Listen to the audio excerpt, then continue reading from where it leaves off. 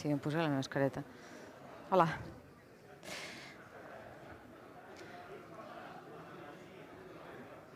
Bon dia a tothom.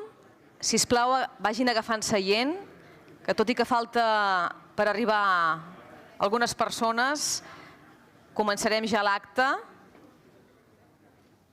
perquè no hi hagi més demora per tots els que han pogut arribar puntuals. Gràcies. Vagin agafant posicions, sisplau. Gràcies. Doncs comencem.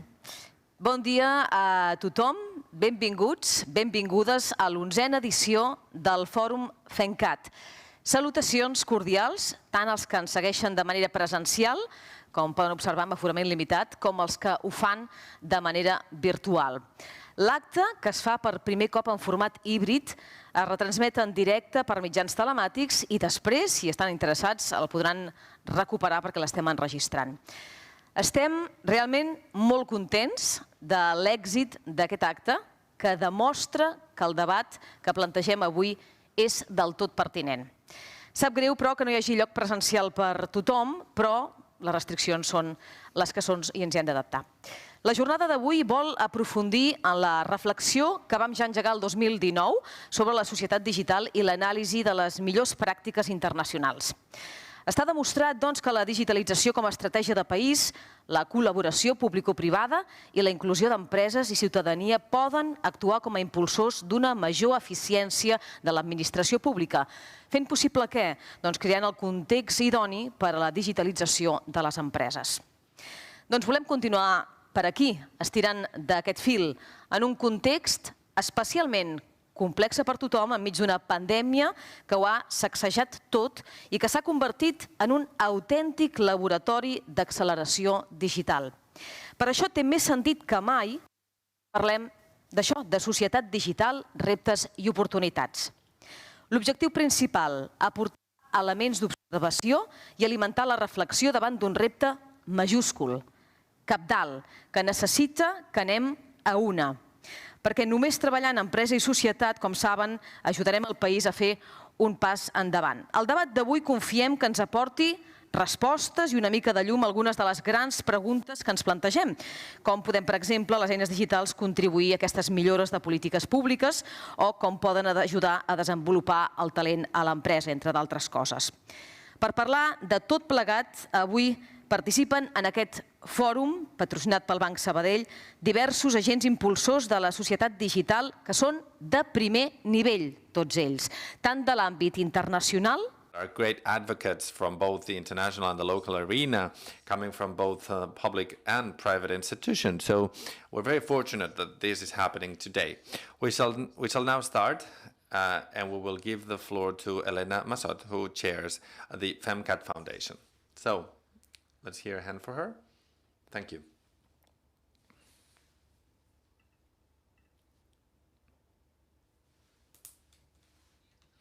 Good morning, everyone. I'm extremely happy to be here with all of you at this on-site forum, even though it's a hybrid. We're very thankful as well for people who are following us from home after so many months of getting tired of being online, but having the possibility to meet here on-site is well, a great satisfaction. This was supposed to be held last year, but because of the pandemic, obviously, it couldn't be the case. So we put it off to this year, and it has helped us consolidate and amass greater information about this. We're very happy as well to have here representatives from the civil society as well as public officials from the Catalan government, chambers of commerce. So a huge diversity of our society here in this country. And I'm very grateful to all of you as well as the Sabadell Bank, and that has been helping us along since our very first edition. And they're always happy to support us. Now, my apologies for people who wanted to be here today, and because we have limited seats, it wasn't possible. We're here amongst friends, and I think that you all know what FEMCAT is. However, I'll give you a couple of snapshots. It's a private foundation made up by businessmen and women. And we work together so that Catalonia becomes one of the best countries in the world. And in our foundational mission, we already set up that there were 4 pillars for us. We want Catalonia to become a more innovative, more competitive country with greater social cohesion and open to the world. So the forum that brings us all together today about digital society allows us to move forward in those 4 pillars. To improve digitization allows our companies to become more innovative. It also encourages those that are entrepreneurs and want to set up new companies. Digitization also helps us improve in terms of competitiveness, which is a key factor for many companies. Many of us know this, and we want the public administration to understand this so that they can help us along as well. It helps us have a more united society. Months ago, those who didn't have the necessary digital skills were lagging behind. So this helps us also become more present in the world so that Catalonia becomes a digital hub for Southern Europe, and it helps us position ourselves, but also to find the necessary talent abroad. So why did we choose this topic beyond the pandemic that has made it even more relevant?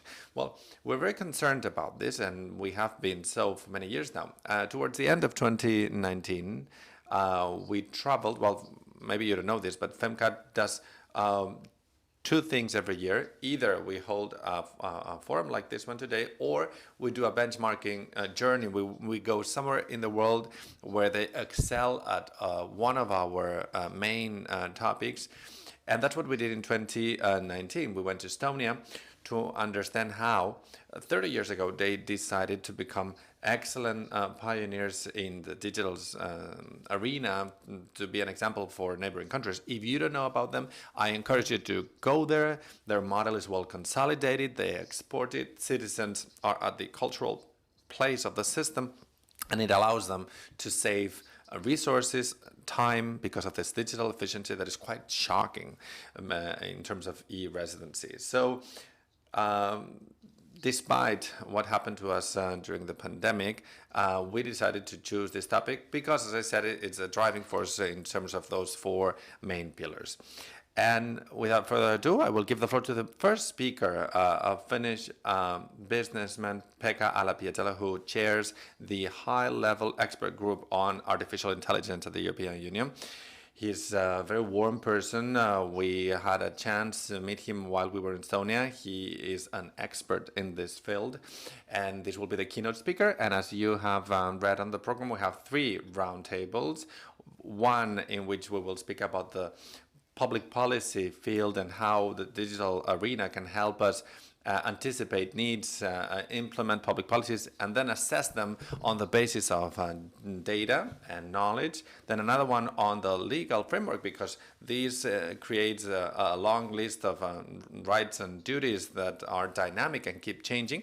What are the boundaries and how we should be working? And then a final roundtable with business people who have digitized their companies and how they are slightly different to other companies from that point of view. So we hope to have that shared vision, because it is true that in Catalonia we have made great strides in terms of digital advances, but sometimes some of these experiences are not well connected, and we could do with some synergies. So that's why we're holding this forum, so that we can all exchange these experiences, we can all learn from one another, and hopefully move forward and keep making headway so that Catalonia becomes a more innovative, more competitive country, open to the world with greater social cohesion. So I'm very excited to hear the next speakers. That's it for me. I hope you enjoy today's forum. We can all learn a lot from one another. And that's it. Thank you. Moltes gràcies. Thank you, Elena Massot from FEMCAT Foundation. As she was saying, and you know because you have your program memorized, it is an honor for me to give the floor to Pekka Ala-Pietilä, who is the chairman of the group of high-level experts on artificial intelligence at the European Union. As you can imagine, he has a very broad vision about the challenges and opportunities of artificial intelligence, of AI. He works to instill trust among the different stakeholders, public administration, citizens, and companies, and by the same token, to maximize the benefits of technology through AI. It is, as you can see, he's here, and he will be coming to us online from Helsinki, from Finland, in English and Catalan with translation. So the floor is yours, Mr. Alla-Pietilä. The floor is yours. Thank you, and very good morning from cold, snowy, and winterly Helsinki. But that is normal, and we are very happy to have snow in Helsinki for many, many years. Let me start by asking the question, what do we know about the growth and the dynamism and dynamics of growth? The Nobel Prize winner in economics, Robert Sholow, has stated that in innovation-intense countries, and that covers the whole Europe, the growth is stemming from 1/3 from increased input from capital side and from the labor side, and for 2/3 for the capability to apply technology. So 2/3 is dependent on how we learn, how we are capable of taking advantage of the latest technologies, and in that sense create the productivity gains both on the private side and on the public side, and do that through innovations in terms of products, services, and processes. If we look then AI as the technology, which will be the most transformative technology and which will shape the growth and number of elements underneath on the layers of productivity, we need to ask a question that if AI is there as electricity, what is then the source of electricity? How that is produced, where the power comes from? And the answer is that there is an oil for electricity production, and that is data. But also the data and the oil and the electricity needs to be distributed. We need the plumbing, we need the pipelines, and that is the digital infrastructure. So when we speak about AI, we need to, at the same time, have a broader concept of social technical environment and have this holy trinity of AI connected closely to data and connected very closely to digital infrastructure, and master this as the element of a competitive field or the source for improved services and improved capabilities, and hence providing the foundation for growth. When looking at this holy trinity of AI, data, and infrastructure, it applies equally to every single sector which is applying AI. It doesn't matter is it a small business or big business. It doesn't matter is it a private or public. The capabilities need to go hand in hand and in harmony. So it's a parallel development of these three different dimensions. At societal level, Melvin Granchberg said already in 1986 that technology is neither good nor bad, but it is nor neutral. And the same applies to AI. AI is not objective. AI is reflecting the values and behaviors we have in our societies, and therefore it kind of reveals what are the underlying belief systems and behaviors what we have. AI, in that sense, is a mirror and tells us stories which we don't necessarily always like when we see the results of AI's AI-based decisions or AI-based processes. And therefore, it's important to understand that we have this kind of a double shaping loop where the underlying societal values are shaping the AI and how AI is delivering results. And in due course, when AI is implemented in different parts of our society, be it public and private, then AI is starting to shape the societies. And then the loop goes on, the society's values are again enhancing the AI. And that is a very complex process. And today, on your agenda, you will hear many aspects and perspectives being elaborated, where this double shaping process of AI is extremely prevalent and important to understand. And here the ethics of AI play a crucial role. The high-level expert group, which had a 2-year tenure from 2018 to summer 2020, we delivered 2 different main reports, one on ethics, the ethical guidelines for trustworthy AI, where we had 7 key principles and then assessment list for companies, research entities, the public sector who is applying AI. And that assessment list is for self-assessment and for self-understanding, in order to see what are the key elements where you need to pay a special attention in order to have an ethically applied AI. So it needs to be lawful, ethical, but also technically robust. So I would really hope that you would pay attention to these ethical guidelines, which were endorsed by EU through the communication they gave. So they have become the 7 key principles for whole Commission's work or EU's work. But let's come back to the world of competition and where are we there and how Europe can be positioned.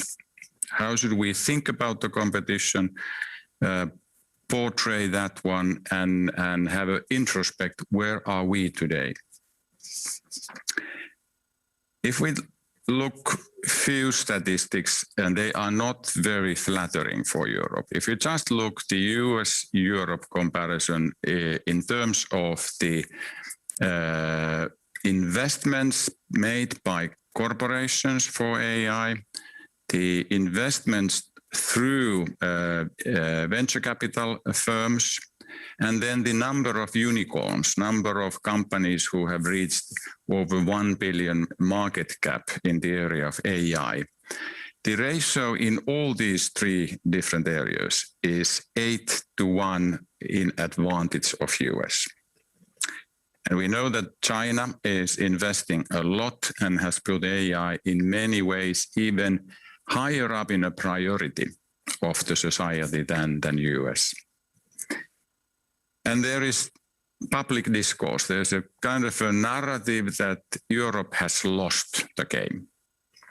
There are even books written where the major authors in the area of AI are saying that Europe is so far behind that the best way to cope with the problem is just to adapt the technologies developed by US and China and be on the applying side. But that narrative is not right. It's very misleading. And the key reason and the key fact what we need to understand to start with this journey in AI is that AI is always context specific. There is no general AI. AI is always applied in a different situation, where you need to understand the situation and then see what kind of data elements, what kind of infrastructure is crucial, and what kind of AI technology could be then the best technology for that particular use case. And therefore, we need to broaden the scope. So business to consumer market, that's true. US companies and Chinese companies are having a lead. And In Europe, during the paradigm of big data, that's very difficult to catch up. But big data is not the only paradigm. More importantly, there is a business-to-business market. There is a government-to-citizens market, or e-government, or public-to-citizen market. And then there is even a fourth market, which is government-to-government. And they are very different markets. And when we then split these markets, it is not only one single kind of business to consumer market. There is at least two different ends of this market. There's one which is purely digital, and then there's another one where we have physical product with the digital extensions. The automotive industry is a business to consumer market, and that is by no means taken over by US or Chinese companies. Europe has a very strong hold there, and albeit that it is challenged, but the position to build the competitive edge based on technologies and AI in the automotive industry, as a case in point here, is very good. So we have at least 6, if not 8 different market segments. And one out of those, which is the digital only business to consumer market, that is probably something where the US and Chinese conglomerates have the upper hand during the paradigm of big data. The business to business market, which is the most prevalent and the most important source of private sector growth in Europe, is, according to the McKinsey, twice the size in added value generated or derived from AI than the business to consumer market. So therefore, if we look the magnitude and the position Europe has in gaining the advantages from AI in total picture, then the business to business market, where Europe is strong, we know the business, and the size and the capabilities to extract even more value there than in business to consumer side, is a very promising start, which we need to now seize that opportunity and get ambitious enough in building the capabilities there.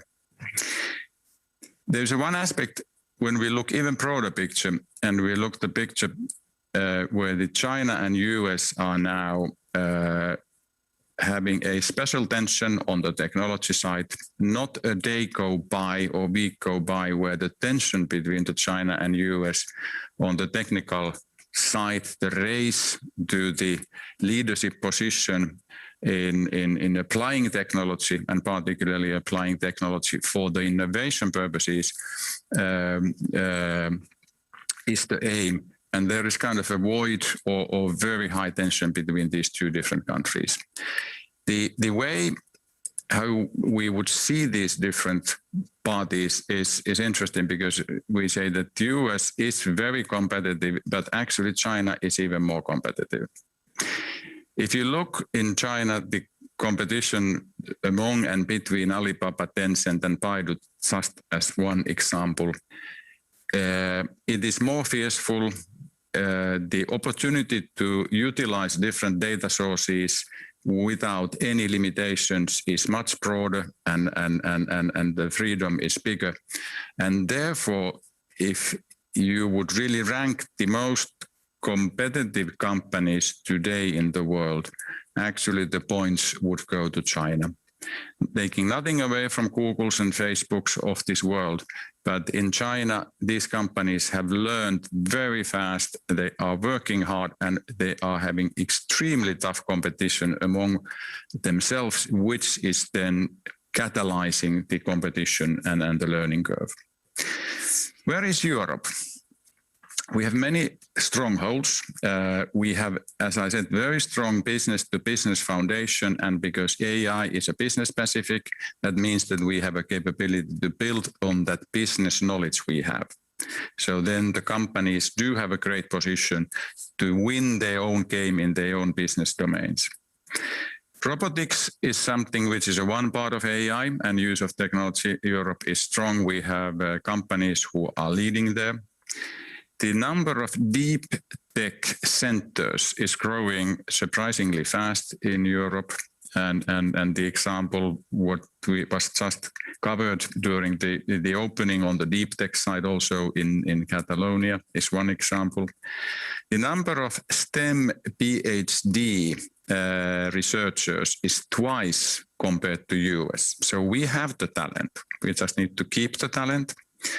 And then when we look at the digitalization of public sector, the degrees and where the leading countries are, number of them, I think Europe has a fantastic position to duplicate and learn and copy from the best practices and therefore be in the lead of making sure that the public sector is showing example as well, which is very important. Then what should we do? What are the key elements and how should we act? And if I first take the private sector and the companies, I would say that there are two things which are crucial here: speed and scale. Speed in the first place is important that we get the learning curves started. You need to learn, you need to get your feet wet in order to understand what is difficult, what is easy, and how the cumulative knowledge can be built within the organization. And in a way, it is simple to start to pilot AI solutions or AI pilots. You need to have three different people and three different competencies. You need to have somebody who understands the business and the business problem you are solving.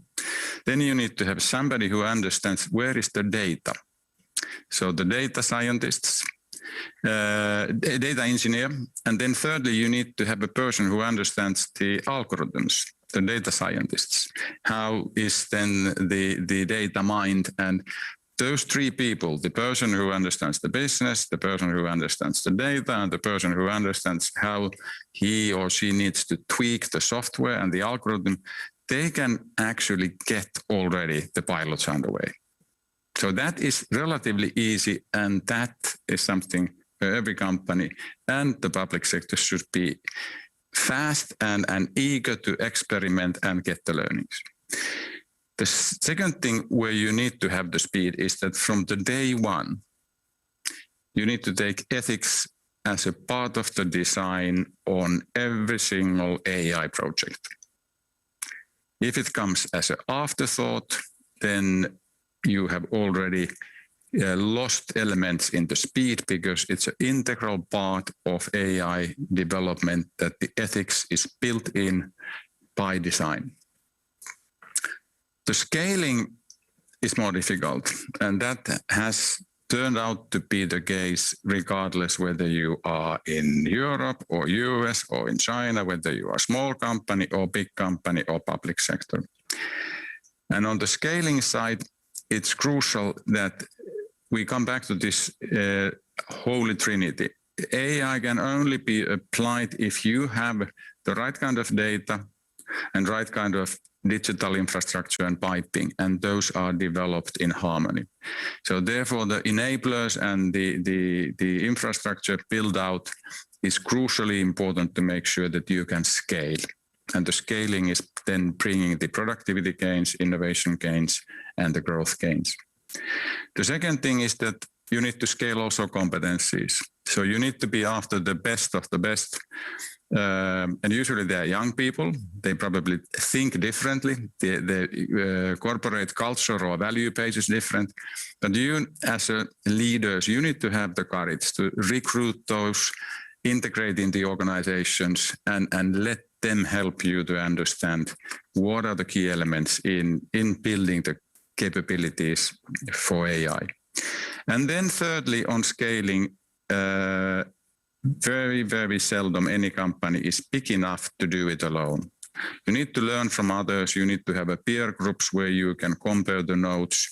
And in that sense, working together is the fastest way of understanding and scaling. And we lack the scale. We lack the scale in Finland. We lack the scale in Europe. And I guess we lack the scale in Spain and Catalonia as well. So work together. Find the ways to pull the forces so that everybody can benefit.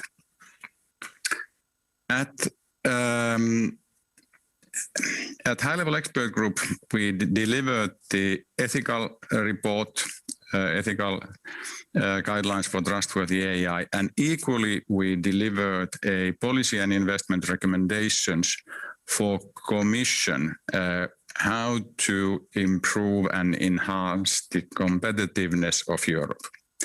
And we had 11 takeaways, and those reports can be easily downloaded, and those 11 takeaways are probably the best way of getting the high-level understanding, the crux of our proposals, and they are very valid proposals. And they are not only valid proposals for Commission. I was also running the AI strategy for Finnish government in 2017 to 2019. And many of the same elements apply for national competitiveness, and I would also bet for the regional competitiveness.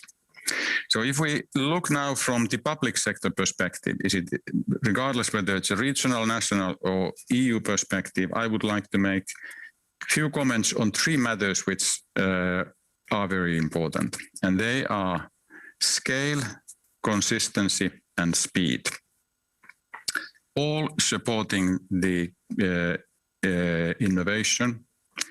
And now I'm not going to pay attention to ethical side, consumer and citizen-driven services, nor on education, since they all are very important, but I take it as a given that those will be anyway looked into and looked upon, and they are also chapters on their own right. So on scaling side, the first thing is that when from the public sector perspective and seeking the public-private partnerships, and it is very important to see the public-private partnership as the key means to get over the threshold to really expedite and speed up the processes where the AI can be then positively applied. The first dimension is that, yes, companies are important, but if we really want to move the needle, make the change, and match the competitive forces from China and US, we need to support ecosystems.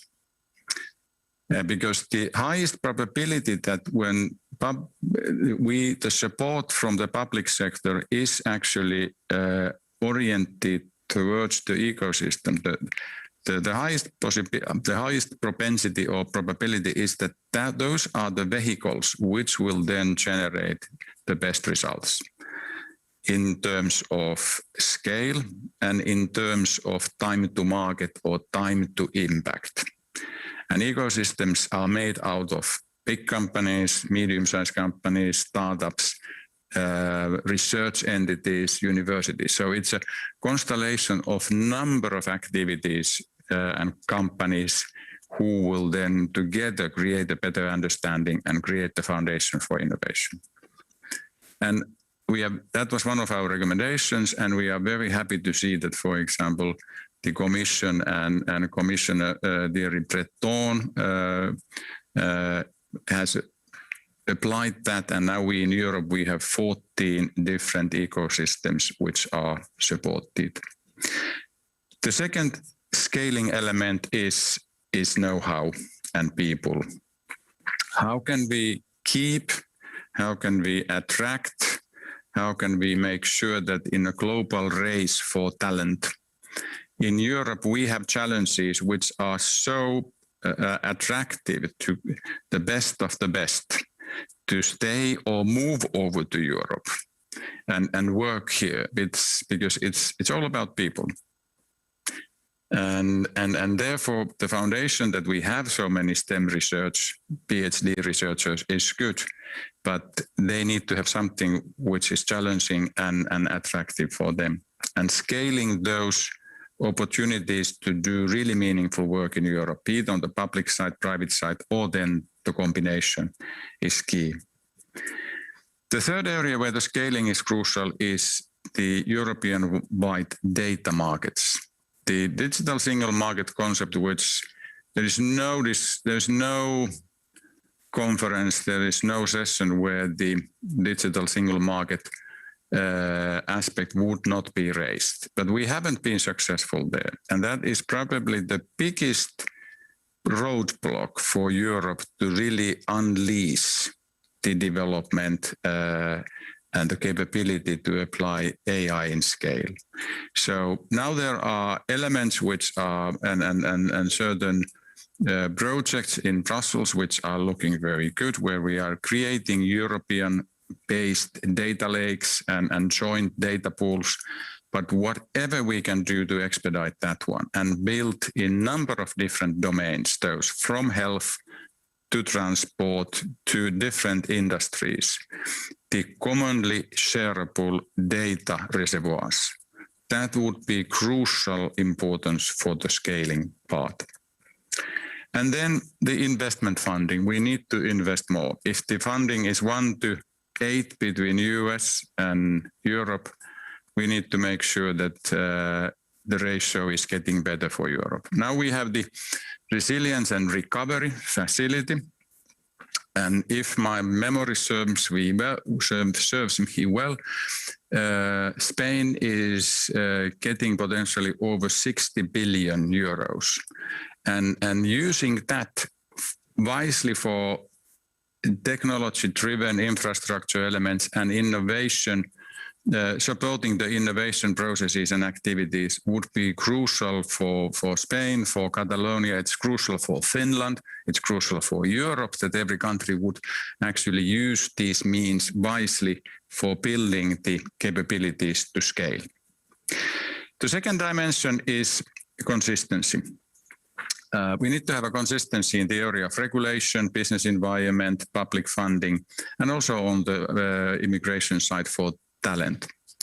And on regulation side, my wish is that because Commission is a super regulator, my wish is that the Commission would become the wisest regulator on earth. And that would mean that the Commission would really be the wisest in understanding what to regulate, how to regulate, and when to regulate. And there's a better regulation toolbox, which has a number of elements. So that is a good foundation. But we need to have the wisdom and the judgment to do the regulation so that it protects individuals, but at the same time, it supports the innovation and creates an environment where the trust between the different parties, particularly with the private and public, is established to make the investments in Europe. Same applies to the business environment. We need the predictability. The public funding on research and development side, we need to raise the level, and at the same time, we need to have the longevity there. So 10-year horizon and the horizon programs are great, but making sure that the scale of those programs is big enough and ambition enough. Then the last element, scale, consistency, and speed. And this is now the speed for the public sector side. Companies need to take care of their own speed. And there, coming back to the better regulation toolbox, if that is used wisely, we can do many things differently. There's even a opportunity to use European enhanced cooperation mechanisms where the leading countries or subset of countries in EU can go faster than the others. They make a declaration or they communication on that, and then once they have lead in certain segments or markets, then they bring those elements back to the Commission for approval for the whole EU. And therefore we could leapfrog and make sure that the time is wisely used. There are topics like data markets, a regulatory sandbox, and smart public procurement, where the public sector can speed matters up. And also public sector itself can do many things in its own digitalization, in its own data capability build out, and its own use of AI. And today, according to the agenda, you will hear many examples which are stating how the public sector can be not only the catalyst, but can create lead markets where the private companies being part of can extract then innovative products and services which can be marketed more broadly. And in that sense, it's a nice double win for private and public side. So let me very briefly conclude. From EU's perspective, if we think the AI game is by no means over. In many ways, it has only started. The public to consumer side has been, business to consumer side has been ahead of the others, but now business to business and the government to citizens markets are following. And here we have a chance, but we need to, and we have a great chance, but we need to change the modus operandi, the scale, the scope, the speed, and doing so, we need to realize that it's a civilized battlefield out there between the different economical entities, but it is a battlefield after all. Thank you for your attention.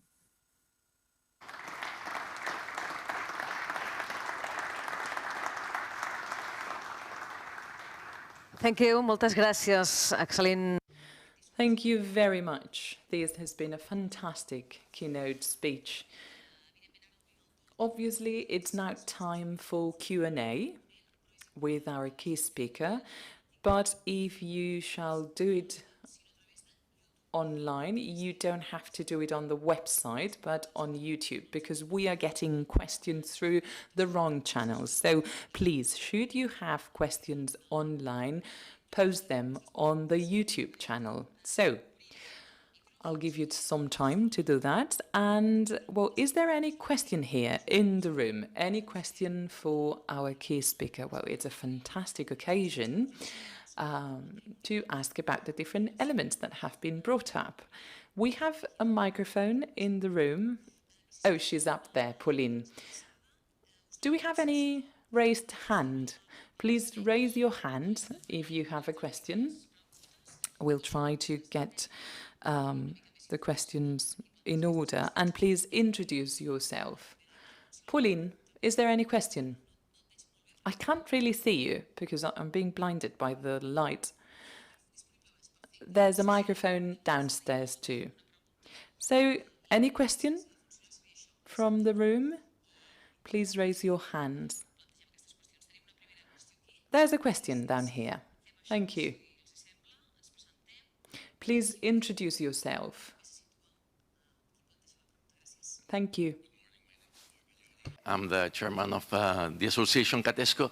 5 years ago, in Finland, you implemented the new curriculum in schools, and precisely one of the challenges was to move towards a competency-based one that make people equipped with the competencies that you were talking about to be able to scale a technology-based society. The problem, though, is that to develop these competencies, you need first to equip also trainers, in this case teachers, with similar competencies. And I would like to know what's your opinion on how this is being developed in the education system, both at school level and at university level in Finland. It's an extremely relevant question, and thank you for taking it up. And as I said, I took it as a given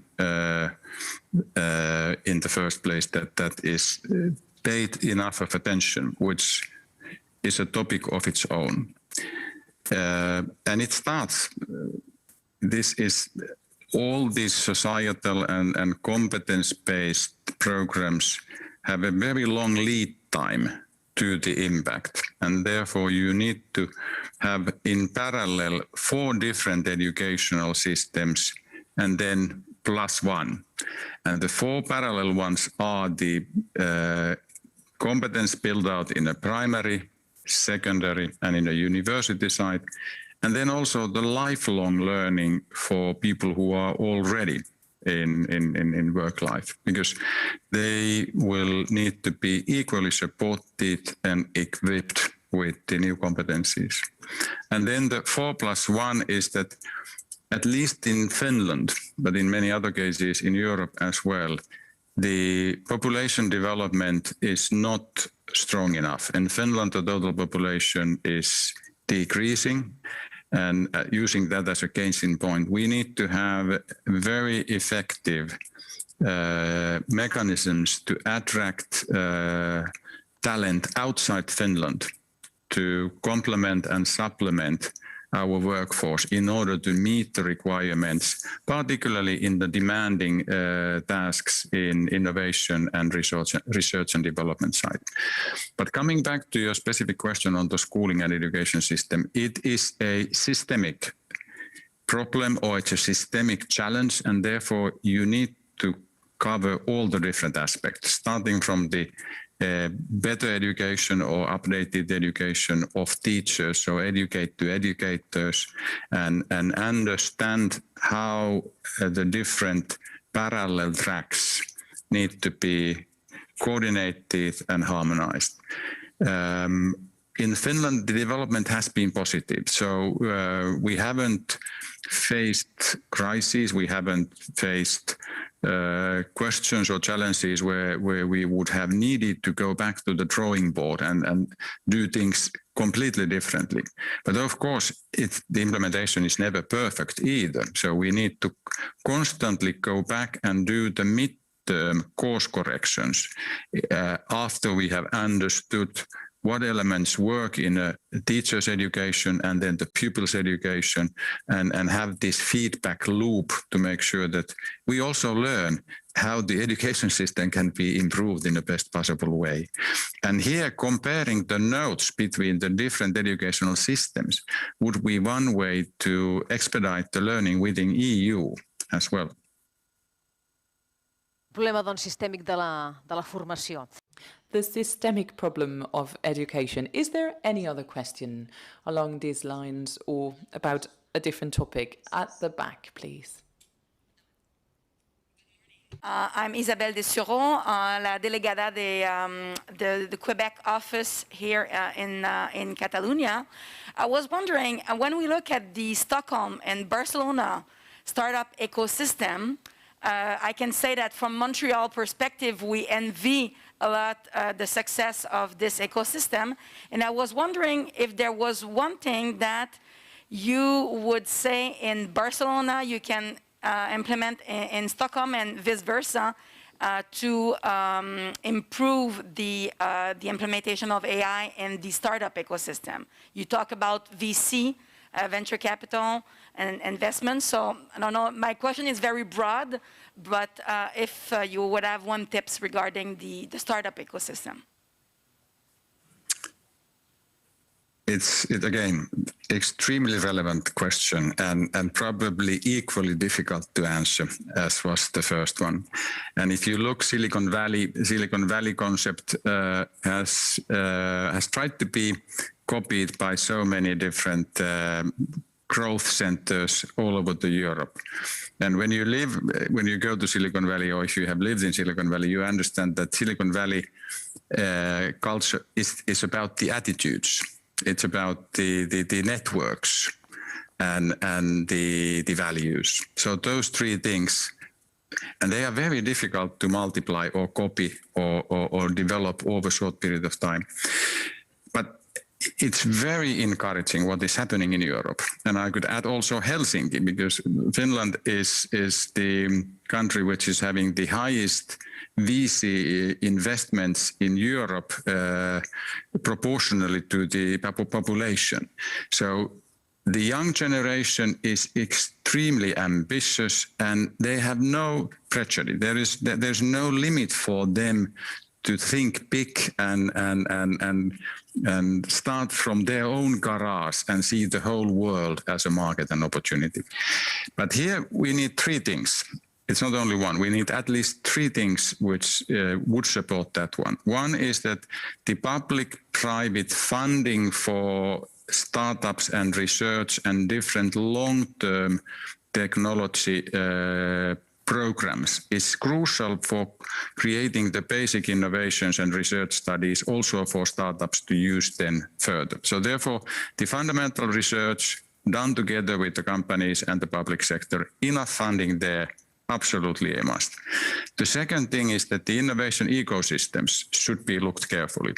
And every country has a slightly different way how they support the innovation ecosystems, where the big companies, medium-sized companies and small companies work together, and how particularly the startups are supported. So you look the mechanisms in the UK or Sweden or Finland, they share many things, but there are particular differences. And unfortunately, I don't know the ecosystem or innovation process in Catalonia, but it must have been successful for creating those results. And then the third element, in addition to funding and the innovation process, is talent. You need to attract the key talent. And if there is enough funding for the base research, if there is a good innovation system, if there's enough talent, then the capital actually will find its way to scale up those startups and make sure that they can become the global success stories. Alguna pregunta més? Any other question? Talking about Silicon Valley, young people, very ambitious. Do we have any online question? Have we been able to retrieve online questions? Hello, I'm Teresa Navarro from FemCat. Just a technical announcement. If you're watching this session on the FemCat website, if you want to post a question, below the streaming, there's a tab that says YouTube, watch directly on YouTube, and you'll see the chat box there. Apologies, because there's been a technical hitch with this. Question, thank you very much for coming today. When we were doing the analysis of the situation in Catalonia, we saw that we do have a problem with the evaluation of public policy.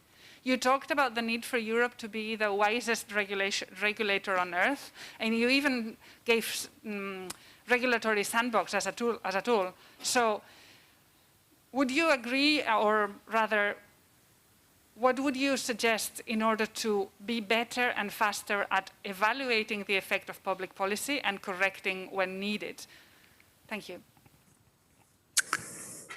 The public policy is crucial guideline for building the environment where companies can take decisions to develop and position their investment in areas which are risky, but potentially, when successful, positively very disruptive. And therefore, the regulatory environment in an area where the data is used, the use cases of AI are changing the societal behaviors in many ways, autonomous driving, distributing the postal packages using the drones, the decision taken by AI in the public sector to speed up the queues and the processing times. Many of these things are new, and there we need these regulatory sandboxes where we accept that the current regulation is not finding the way how in a well-defined field is experimentation underway and giving the results for us. And there, I would say that the companies alone and then companies together with the private sector should be more aggressive or more advanced in seeking the areas where the regulatory sandbox procedure could be applied. But in addition to that, it is the question what to regulate, how to regulate, when to regulate, and how to regulate. And the better regulatory toolbox has from self-assessment and being the lightest way of regulating to the certification by the third parties, then the different degrees of regulatory tools to the black letter ex ante regulation. The ex ante black letter regulation should be extremely carefully applied and considered. And therefore, there is this consultation process, which is part of the EU practices, but these consultations sometimes are quite short, time-wise, and the area where it will have an impact is very big and broad. So therefore, having the light means of regulatory tools to be used first, because it's easier then to make more stringent regulation than correct the regulation from black letter ex ante regulation to something which is less binding.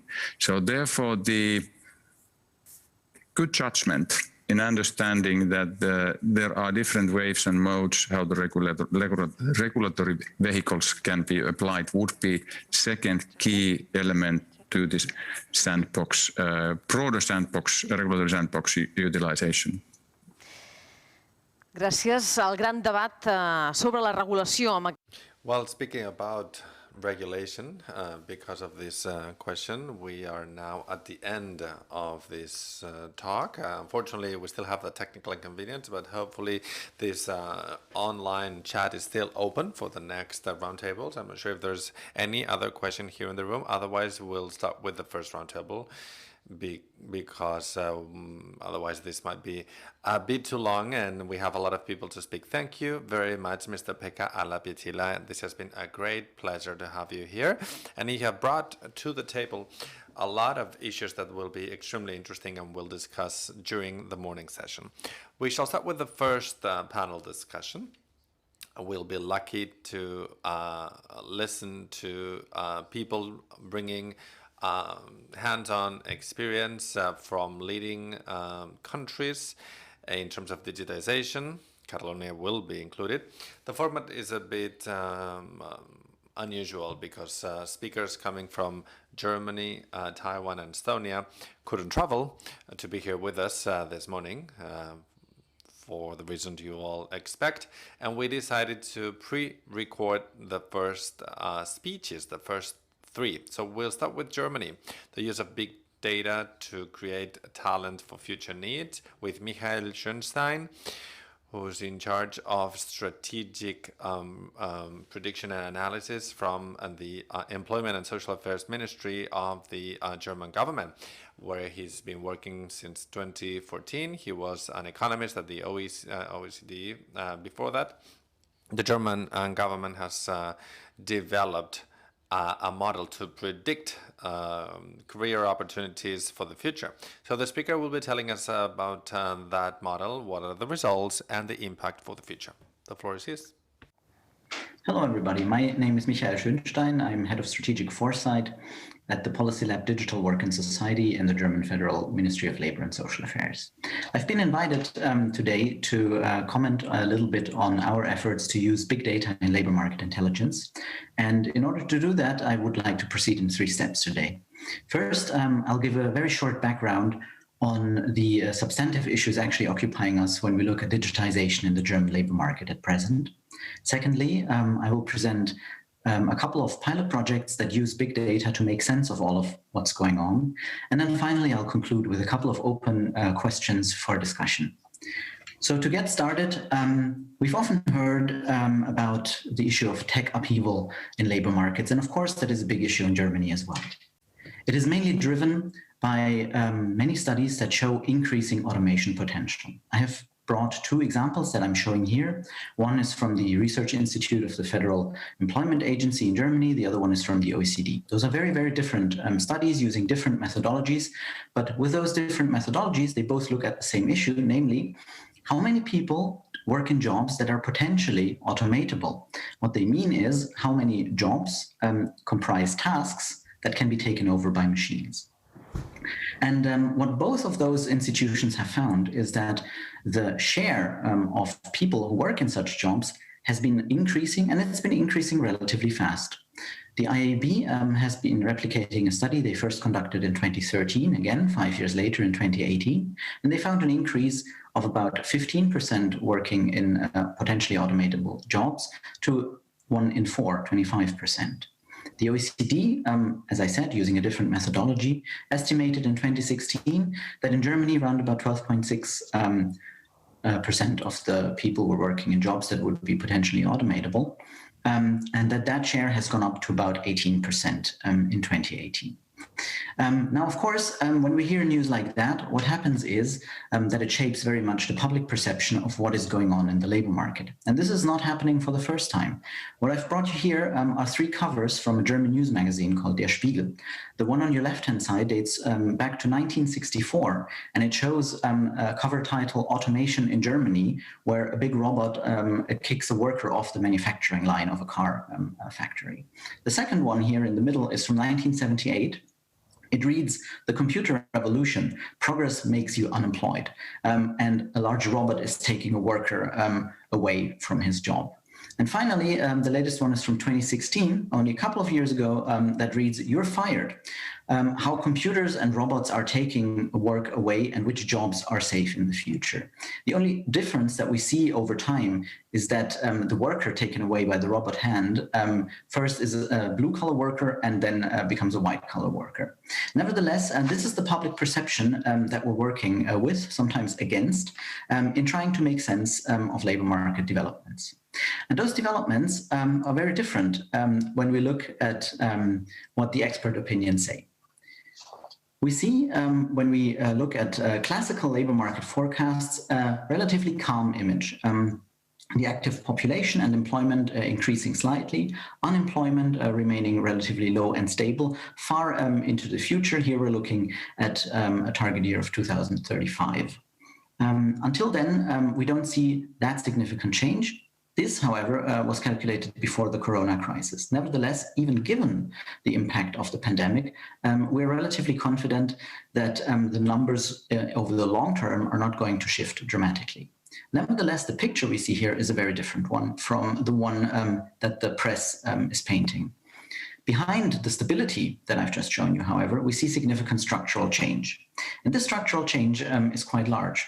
By 2035, you see this on the very right-hand side here, we expect that almost 4 million jobs will be lost due to automation, whereas we're also going to gain many new jobs. In this case, in this study, about 3.25. Now, against this backdrop, of course, many questions are open. How fast is technology really diffusing? Are these forecasts on track? Which sectors will be concerned first? This is not a technology diffusion that will happen uniformly across all sectors of the economy. Which tasks are the most acceptable to be automated really? And what skills do people actually need to work with new technologies? Those are questions where our labor market statistics are not made to give us good information on. Instead, we're turning, therefore, to new data sources, specifically to big data sources, to try and make sense of this. We're working generally on different timeframes, and given the different timeframes we're looking at, we're also using different methods. A big chunk of our work is actually trying to make sense of the present day. This is where we use report statistics, but also try to use current big data in real time, if you like. We then work for the medium term, going 5 to 15 years into the future with quantitative labor market projections. Here, I will bring you 2 examples of machine learning applications that we use to make those a little bit better, we hope. And then finally, for the very long term, we use strategic foresight. This is our instrumental or methodological response to the large degree of uncertainty that you have when you look at developments that last 15, 20, or 25 years into the future. For each of those, we use different types of big data analysis, and I'm going to go through a couple of examples now. The first one really relates to the present time. This is really a question of making sense of what's going on around us. We found that classical labor market statistics in Germany lack information about people that are particularly highly qualified and working in sectors that are particularly driven by technology, for example, in IT. However, we also know that those type of people tend to be very active and very present on professional social networks such as LinkedIn, which is why we've partnered with LinkedIn to conduct an analysis of skills that people put on their profiles that work in high-skilled IT professions, and later expanded that to look a bit more closely at what type of skills actually go together with the use of certain technologies both in and outside of the IT sector. Here is one example from this work that will also be published on our website. I've included the link here where you can find more information. What you see here are so-called AI skills. I've chosen this example because artificial intelligence is something everybody talks about right now. And really many people say, well, it's really important that we equip our workers with the right skills to design, develop, and diffuse artificial intelligence-driven technologies. But when you ask what skills precisely those are, hardly anybody has an answer. So what we did is looking into people who work on artificial intelligence and then analyze which skills they actually mention on their profiles, cluster them into a top 10, if you like, and look how that has changed over time. The result is what you see here. These are, as you can see, very, very different skills. They change from one year to the other relatively quickly. Some appear in every year, but in a different place in the ranking. Others appear new or disappear over time. What we could also analyze are related issues. For example, how are those skills actually distributed across different sectors? We found, for example, very interesting that the majority of people that have what we call AI skills here, they don't actually work in IT, they work in manufacturing. This is very interesting because it informs us sort of about labor market developments that go far beyond individual level information. What we could also find is that the share of women among people with AI skills is tremendously low. That is a very important field of action for us, and having such information helps to concentrate resources and improve the situation. Of course, we can also use this information to then compare to other countries and see maybe where Germany stands in comparison, for example, with the United States or South Korea in the depth of talent, but also in the distribution of AI skills across different sectors. So what do we really do with such type of information? First of all, we monitor the market. For Labor Ministry, it is important that we know what we're working with out there and have a constant reality check and feedback loop from what is happening outside. It also informs us about potential training needs. The results that we find from this analysis are made available through counseling centers that we have all over the country, for example, to small and medium enterprises that want to invest in artificial intelligence-based technologies and need to hire people. Very often they wonder, well, what kind of skills should I prioritize when I hire people? And this can help inform a decision there. But also, it helps us to monitor the distribution and the diffusion of AI-based technologies across different sectors. This has been a very unexpected side effect of our analysis, but what we really found is because we have this result that we see many people with AI skills in sectors outside IT, it allows us to assume better where technologies that are based on artificial intelligence are actually used in other sectors. So that has been a very interesting project that we've piloted and are right now scaling into a continuous use. A second example that I'm bringing relates to the quantitative forecasting and the more medium-term time frame.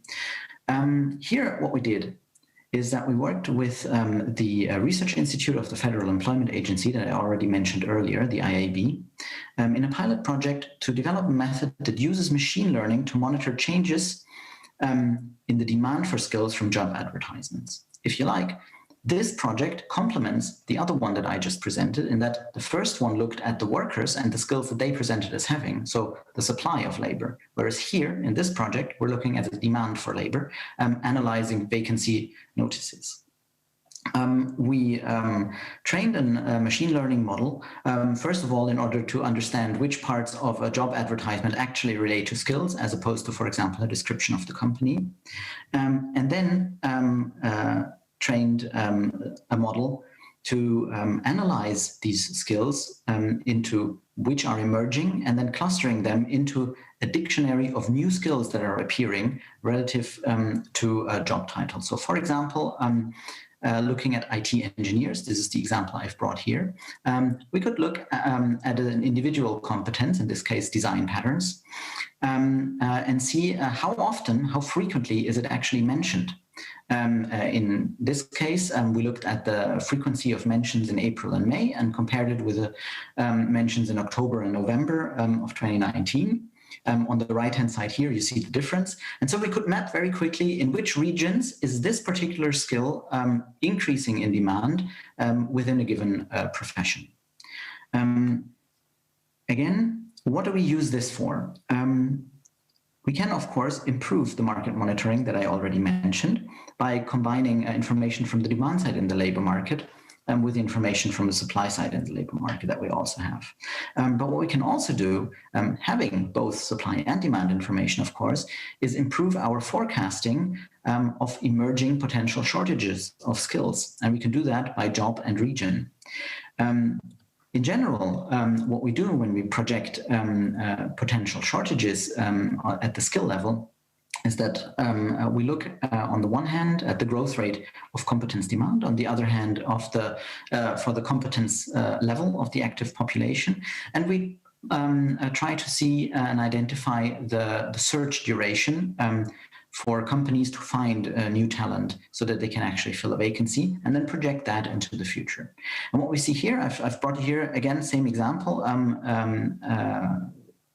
concrete use of the type of data that we've analyzed in our forecasting. Again, the link is available here on the slide, so you can have a look in your own time into more details of our forecasting work. But basically, what my point is here is I wanted to show you what we concretely do with this. We can see that the average search duration for those skills that are marked with blue dots is sinking. So here we are not expecting shortages. They relate to expected ones, such as physical strength or routine work. These are the ones you would initially suspect to be replaced by machines. But they also relate to teamwork, which is, for example, something that we don't find very automatable, but it seems to be something that is very rapidly spread as a competence among the population. At the same time, other types of skills, for example, teaching, seem to be continuously scarce going forward. So that's the type of information that we derive from big data analysis for our forecasting work for the medium term. And then, as a last example, I also want to look at how we use big data in our work on the long-term strategic foresight exercises that we're conducting. That is very particular use because, in a way, big data is only a very small stepping stone in the very beginning of our foresight exercises. Nevertheless, I've chosen to bring this along because I think it highlights the how broad the spectrum of uses for big data analysis and labor market intelligence can be. What we're doing is we've set up a human-machine collaboration, if you like, where an application of machine learning is used in the form of research bots. The way it works is that we define a search field that is of relevance for our work on sense making for strategic futures. For example, artificial intelligence or quantum computing. Based on a handful of chosen publications, search bots derive a list of informations that they are looking for systematically through a wide range of sources, and bring to us reports with signals that they find for emerging trends in those publications. Those reports are then scored for relevance and fed back to the bots so that they improve their performance over time. And in the end, what we get is a report that's compiled by bots and then edited by humans as a kind of background reader on an emerging trend, for example, in artificial intelligence.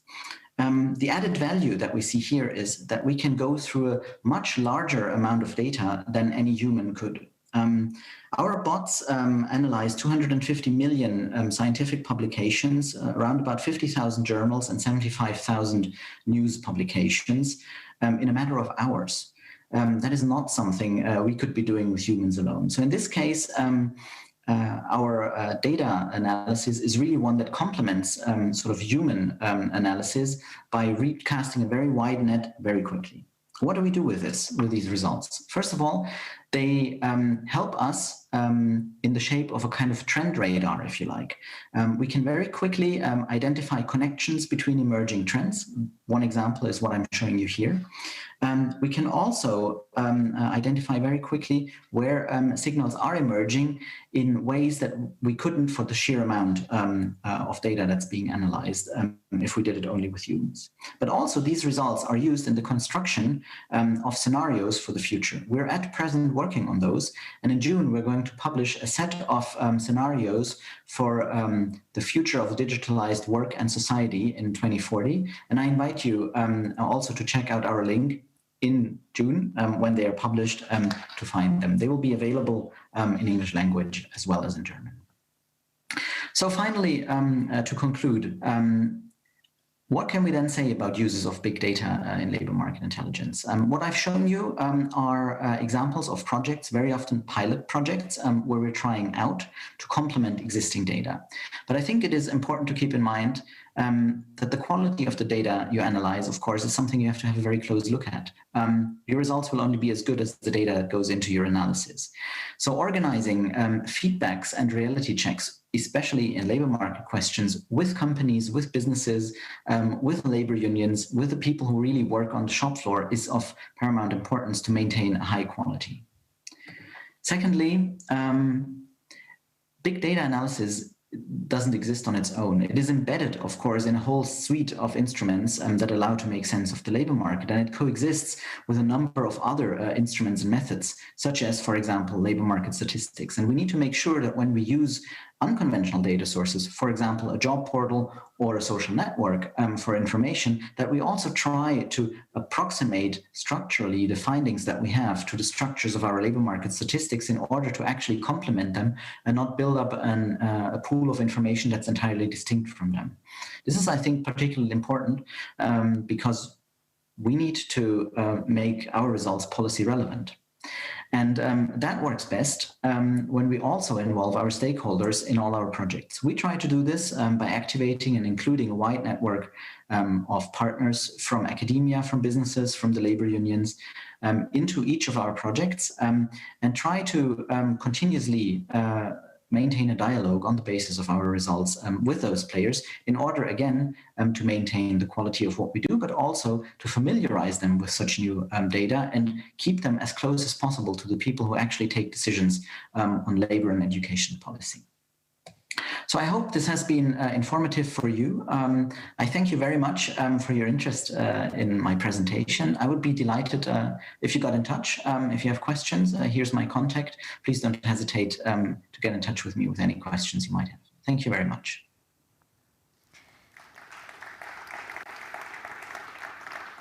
Fins aquí, doncs, la intervenció. Well, we have now heard Michael Schönstein. Next, we will be hearing from a representative from Taiwan with this digital lockdown tool for COVID-19, Audrey Tang, Minister for Digital Affairs since 2016. Before that, she was an advocate of digital rights. Taiwan did not declare a state of emergency or an official lockdown because of her experience and the experience of the whole country in 2003 during SARS, when they were able to respond very quickly and to implement digital tools to avoid contact. So Audrey Tang will tell us about her ministry and how they succeeded at developing a device to follow up on infected people thanks to technology and the collaboration of several services. Hello, I'm Audrey Tang, Taiwan's Digital Minister. I'm really happy to be here at the 11th Forum FemCat to talk about digital quarantine in Taiwan. In Taiwan, our counter-COVID started on the first day of 2020. We did not declare a state of emergency at any point this time, but we did start health inspections for all flight passengers coming in from Wuhan to Taiwan, essentially playing the SARS playbook that we learned in 2003 when SARS first hit Taiwan. And so, as part of that health inspection work, we started to devise a system that across all agencies will link the data together to foster not only border control, but also tracing and testing, medical care, and decision support. And the decision task force is by the CECC, or the Central Epidemic Command Center, as hosted by the Ministry of Health and Welfare, with the commander of the CECC, the Minister Chen Shizhong. And so, because of the CECC's design, it has the lawful power to link not only all the data together, but also have secondments from pretty much all the ministries and to assume the ultimate responsibility to declare such data linkages. As you will learn, this enabled us to counter the pandemic with no lockdown and also without any emergency declarations. First of all, when we talk about digital technology, we think about the connection of people to people. When we deploy AI, we think about assistive intelligence, not authoritarian intelligence. So reducing the chore, the time it takes for the frontline public service to do their work, to increase mutual trust through transparency and accountability, as well as to reduce the risk of everyone involved by making sure that each particular ministry only have access to the private details, the personal data on an as-needed basis. These are all important pillars in the design of the digital quarantine system. From the entry, each visitor to Taiwan sees this border control registration card, on which they're asked of their SIM card, their number of their telephone. And we use that on cell phone tower triangulation in partnership with the 5 major telecoms to make sure that during the next 14 days of quarantine, if the visitor chooses to quarantine at home, we can make sure that they have fulfilled their duty of quarantining and also reimburse their time for this quarantine effort at around 100 euros per day for 14 days. It's a stipend. On the other hand, we do send them a quarantine notice and say, by the authorization of Communicable Disease Act, if you break out of the quarantine, then you'll be fined up to 1,000 times that, which is why pretty much nobody, less than 1%, I believe, do break the quarantine and pay the fine. Now, the quarantine care is as important as the tracking system to ensure that people feel comfortable and by themselves for 14 days. So the local administration in the local civil affairs bureau takes care of meal delivery, garbage collection, checking out, and making sure that you're feeling well. The local health authorities are in charge of calling an ambulance if an emergency situation occurs, medical care arrangement, and our development of telecare, that is to say, the diagnosis and for mental health also, and physical health over video conference is also very well developed thanks to our policy of broadband as human rights. Indeed, anywhere in Taiwan, no matter where your phone is, you're enjoying at least 10 megabits per second broadband connectivity over 4G or 5G network. And the 4G part is very affordable. It's just 16 euros per month for unlimited data connection. If you don't have that, it's my fault, right? So with the universal broadband coverage and the universal healthcare coverage, people feel safe even if they start developing COVID-like symptoms, for they understand there will be no social or financial hardships if they speak truthfully to the medical workers taking care of them. And now, the local government and Central Epidemic Command Center, they do have access if someone breaks out of the quarantine. There are three different levels of data collection going on. First of all, we use a chatbot, an automated line bot. Line is an end-to-end encrypted chat channel like WhatsApp that periodically the bot will check on you, ask how you feel, what's your temperature, do you have any improvement suggestions to the system, would you like to know more about COVID, and things like that. And in a way, it makes sure that people get access to the information that they need. But if they don't respond to the chatbot, there's also two-way SMS and even phone calls from the local officials. It's also two-way. Anyone who feels uncomfortable with any part of this journey is free to call 1922 and get a point-by-point explanation of the epidemiological reasons as well as the design and also their data rights. And they also have the local officials taking care of the day-to-day needs as previously explained. But if they do venture out, then the alarm SMS is sent first only to their phone, reminding them to go back, but then gradually escalating to the local officials who will then check their whereabouts. And if they check on your whereabouts and you're gone, well, it's sent to the police. And so because of this, people understand that if they break out of the quarantine, they'll actually get caught very, very quickly, and that's the digital fence. Now, of course, the guidelines for using of such contact information data is very important. People understand that the CDC, the Communicable Diseases Control Center, only have the legal authorization to keep that for 28 days or 4 weeks. After 4 weeks, everything needs to be deleted from the data processors. People also understand, as part of this clear informed rights, who exactly is processing such data, because the telecoms are the one that sends out the SMS. The 5 telecoms already collects the signal strength information anyway. It's not like they send it to some other data processors, so the cybersecurity parameter is clearer. And also, it must only be used for this particular purpose and never for, say, selling advertisements or any other purpose unrelated to the CDC's mission. And all this is very clearly explained on this QR code in the CDC website. So what are the success factors? I would say that the deliberate choice of going with the triangulation, which may be quite imprecise actually, maybe only on a block level, certainly not as precise as GPS, is nevertheless an advantage.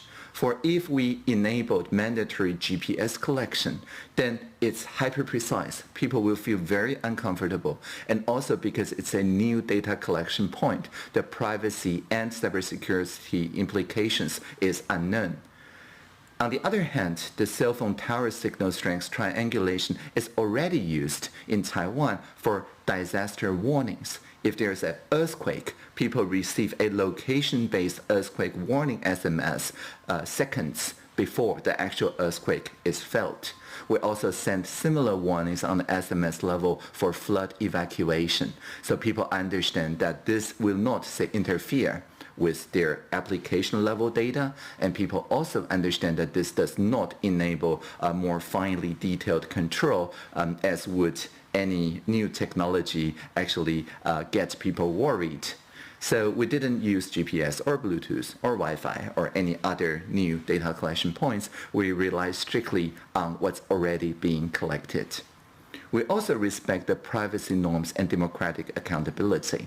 Because we never declare an emergency state, the Parliament need to pre-approve, pre-authorize all the actions that I just listed here. So in addition to the formal authorization of the Act enabling such emergency responses and a special budget, each legislator can get a public hearing or interpellation going on. So when we first roll out the digital fence system around February, people are okay with it, but people still have their doubts. The approval rate stayed at around 90% for quite a while. But after a public hearing was done and the Department of Cybersecurity, which is the architect of this whole system, explained on public record to all the MPs of the legislature, the approval rate grew from around 90% to 94%. Of course, we still thank the other 6% for they keep us honest and accountable. So with regard of our GDPR adequacy requirements, our legal compliance acts, and epidemic management requirements, we make sure that we all act on the sense of proportion, a heuristic that's based on the familiarity in both the technology and the privacy norms.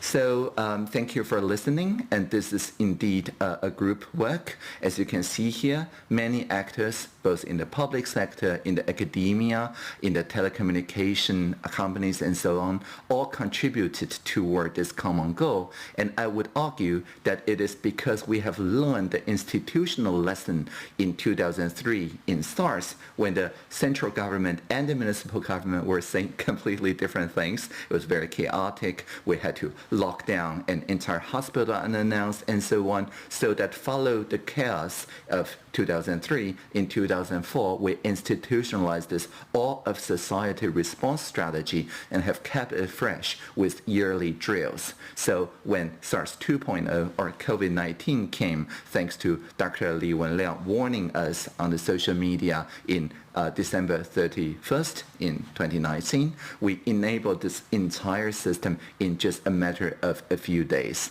And so this quick response, rapid response, coupled with a radically transparent attitude of democratic accountability, I think that's what brings these technologies to the people rather than asking people to blindly follow the technology.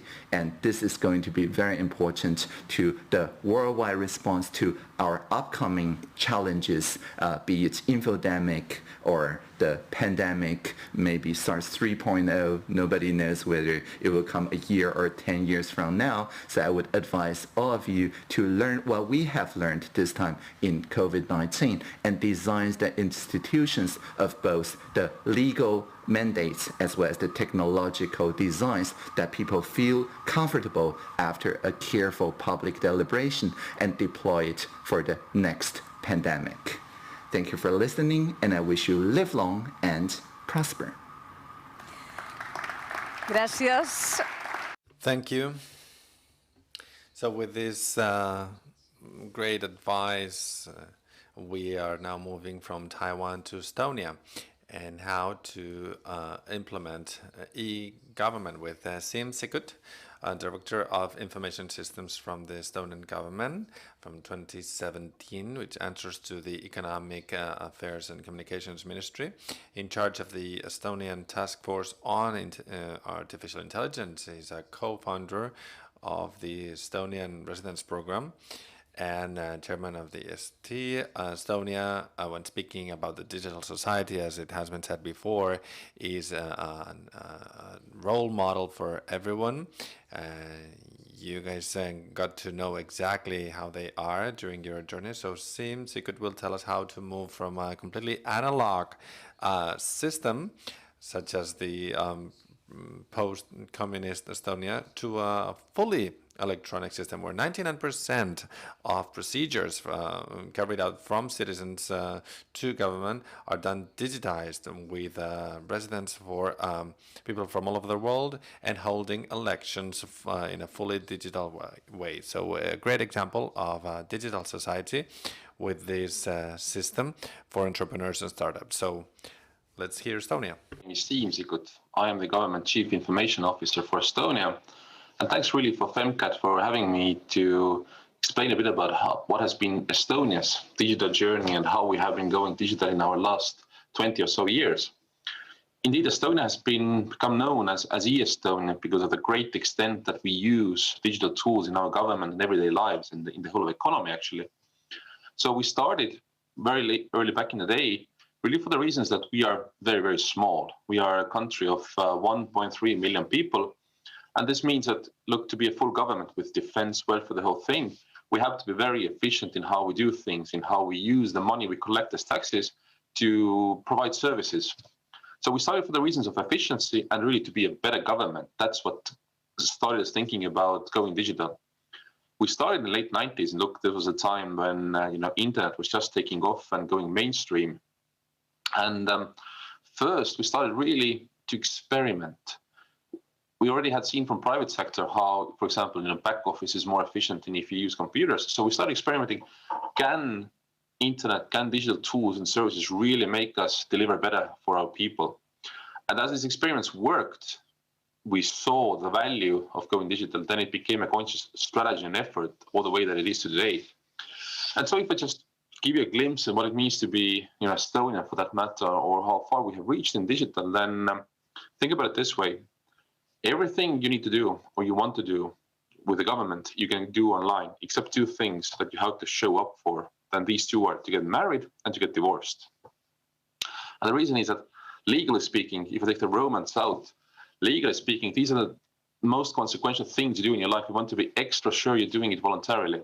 So even though technologically you could just digitally sign an act and send it away and you'd be married, but it's just exactly a risk management factor to show up for that.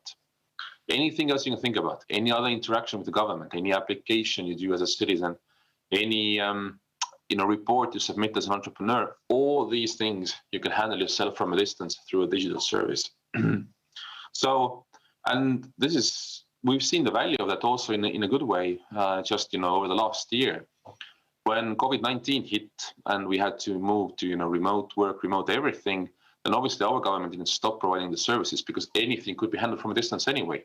We didn't have people coming to offices even before the crisis, and so it's easy to continue now. So basically, it pays to be digital. It has been our story. And yes, the efficiency gains are there. Our police is more efficient in using data to provide for safer streets. They find more, criminals, more stolen cars, stuff like that. The health queues are shorter.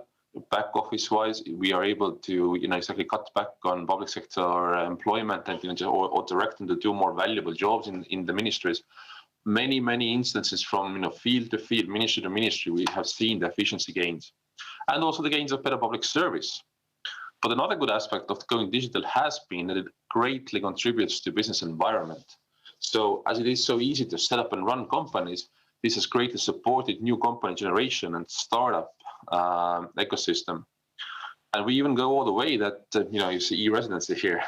We offer our good business environment globally through the digital channels and through the help of digital tools. Basically, the digital services Estonia has built up are available globally for anyone to use.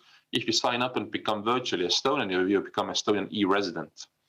You can then set up a company running from a distance from Catalonia, do anything you want from wherever in the world. So in a way, going digital has also created a new economic growth stream for our country, because each week, each month, we get more e-residents than there are babies born in the country. And this grows our economy faster than otherwise was possible before. We grow faster in a digital space than perhaps in a physical, actual sort of economic world. Now, if these are the benefits, what have been some of the lessons learned and challenges we had to tackle? And I'll stop on a few. Well, first of all, the biggest challenge always is that it's a transformation thing we have to go through. I mean, digital transformation literally means we are changing how we work, how we do things, how we are used to doing things, and to combat legacy. So this has meant a few things, very practical speaking. Our mindset has always been that, look, let's try stuff out. Let's see how to make it work, as opposed to finding excuses why it shouldn't, or why it doesn't, or why we cannot do this. We've also had the benefit of leadership who's been willing to take risks and try stuff out. When we started with e-residency, there were many questions about how to make it work. We just took the startup approach and said, hey, let's bring it out, let's deliver and build it with the users. And if it works, let's scale. If it doesn't, we can always just cut the program. And so, as it worked beautifully, we have been scaling it. But my point being that, just start doing things is always my number one advice to anyone who asks about how do you go digital. Just start. Just do it. You'll figure it out on the way if you don't have all the answers before. And there's so much you can borrow and learn from others, whether it's Estonia or otherwise. Second challenge, always time and money is short. And in the context of Estonia, we also have a limited talent pool to work with, even though we've been very open to work with our industry and partners from around the world to build the stuff we have now. But as these are short, we in Estonia adopted a platform approach very early on. That's a way to basically punch beyond our weight and get beyond the resource limit. It means that we build things out as platforms for everyone to reuse and share if we can. Digital identity is a platform. So we build, as opposed to every service provider, every ministry, every company building out their own authentication stuff, we rather build it out jointly with private sector and public sector partnership. And it's an infrastructure that the whole country can use. Anyone can just basically adopt the national identity as their authentication module. Not only do I log into my government services with my national ID, I can do the same for my movie theater as a loyal customer, for example. So it saves money and time for everyone. You didn't have to reinvent the wheel of how to authenticate and trust the users. Or another platform that we use is X-Road, which is nationwide data sharing solution. And it means that, to provide a seamless service that, to offer for a customer, our citizens also a chance to get everything done in one go with the government. We have to combine different data and agencies together. How do we do that? We securely exchange data through X-Road, a common way to integrate databases and systems. Technically, we have the ability to connect the whole of government together, even if we don't do it for privacy or other reasons. And so point being, again, agencies have not had the reason to reinvent this wheel. They've just taken the mode of the platform and reapplied it again and again. So platform approach makes stuff happen faster and much quicker and cheaper too. Third thing, challenge in a way, has been, of course, the issue of security and privacy is there. There's no question there. I mean, it's not been, but we have always seen it as not necessarily a challenge that, how to avoid it, but rather we've seen that we have to be good at cybersecurity. We have to be good at ensuring privacy, because that is an enabler that allows us to go digital with offering service to the people. If they trust us, they use the services. If they don't trust you, they don't use your services. So you can't go digital unless you're good in security. And what has that meant practically for us is that obviously we have adopted the approach that where we try to design stuff with security in mind. So we design already the services, the processes, the procedures themselves in a way to make sure that we don't violate privacy or that we build stuff securely. Obviously, there's also tech stuff we do, all the way from being an early adopter into what's now blockchain or otherwise to ensure security of some of the key stuff we use in government. But it's not just the building. Obviously, we have had to invest and become good also in terms of defending ourselves. So you will still be attacked. We are still attacked daily, but we just have to defend, and that's exactly the cost of being digital.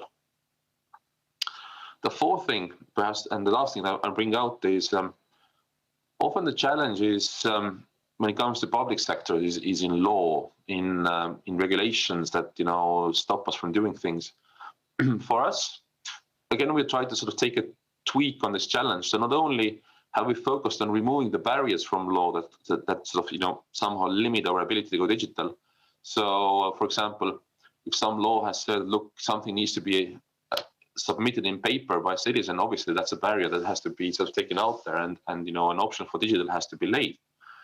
But we have also seen law as a chance to give us a kick in the butt and really just more like give us a push, not just remove a barrier, but give us a push in a digital direction. So let me just give you a few examples. We use digital signatures extensively throughout the whole country and economy. Any contract literally these days is signed digital as opposed to somehow coming together into a room, signing things on paper, etc. Why has this become possible based on our digital identity? Well, because very early on we brought in a law that said if digital signature is given with a proper digital ID, it's equal to a handwritten signature. So that simple law meant that nobody can say no to a digitally signed document, and that forced everybody to go more digital like that. Or another sort of law we brought in, a principle we brought in is once only. So even if we have X-Road to exchange data between different parts of government, what has made it influential is that we brought in a principle that said, look, government should not ask you again for data. If some part of government knows something about you, they should exchange it in the back end, and then the service, the interaction for you is simpler, faster, and better because of that, more seamless.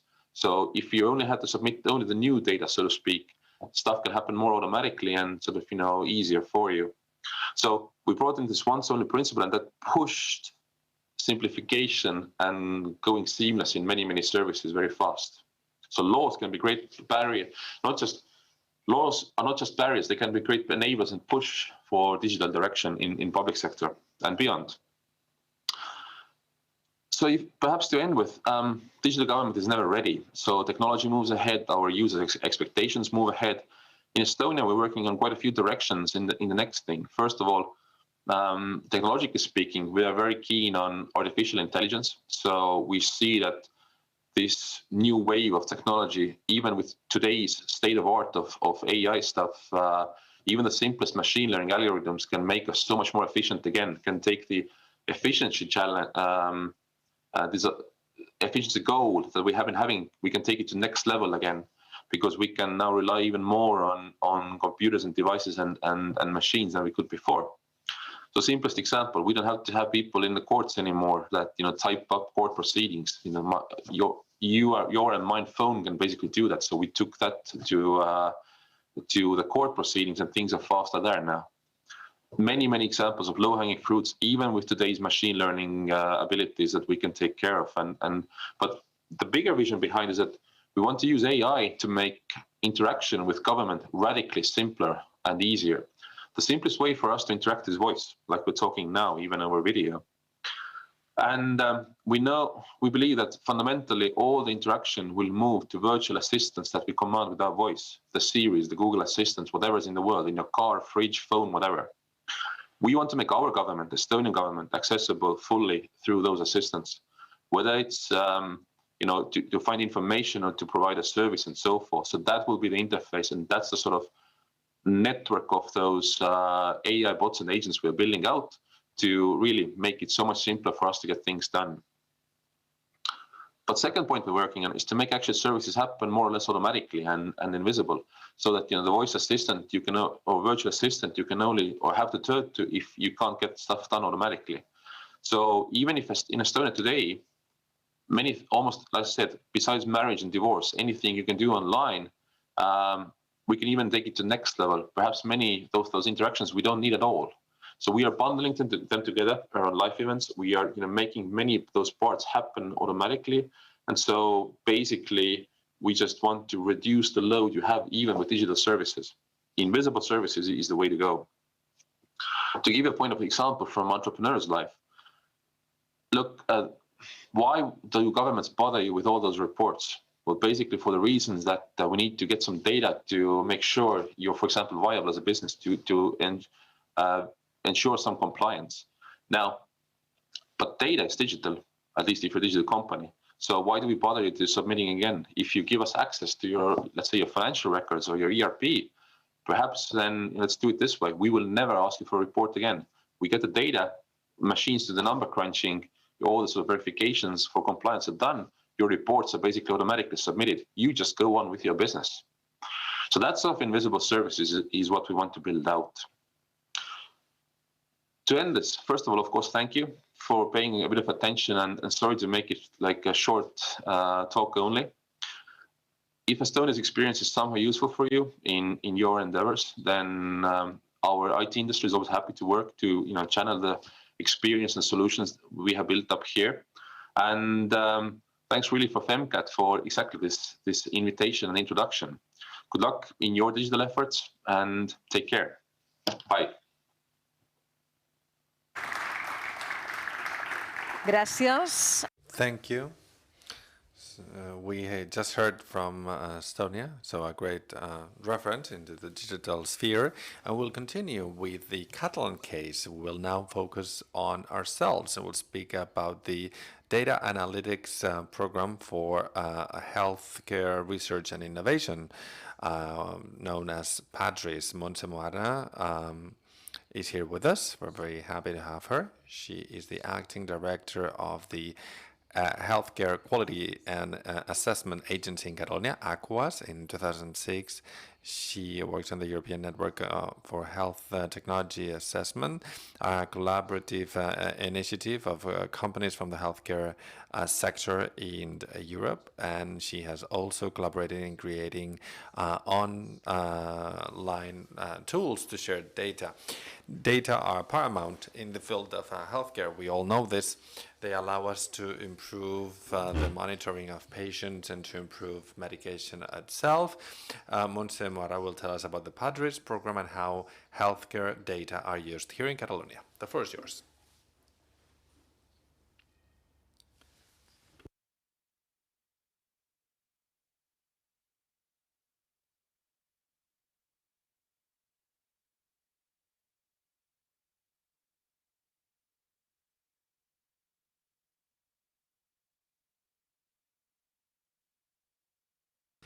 Good morning.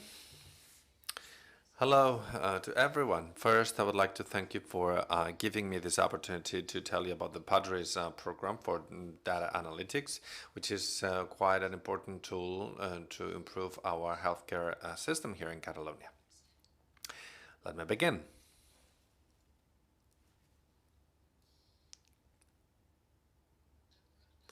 The PADRIS program has been run by this agency for the healthcare quality assessment of the healthcare system in Catalonia, an agency set up 25 years ago with a goal to assess healthcare technology that was supposed to be included in the portfolio of services. The agency has been developed for 25 years, adjusting to all new challenges for the healthcare system. And our mission right now is to create knowledge through assessment, through traditional scientific evidence, but improving it with the data on our system to improve decision making and ultimately the sustainability of our system and to improve the quality of our citizens.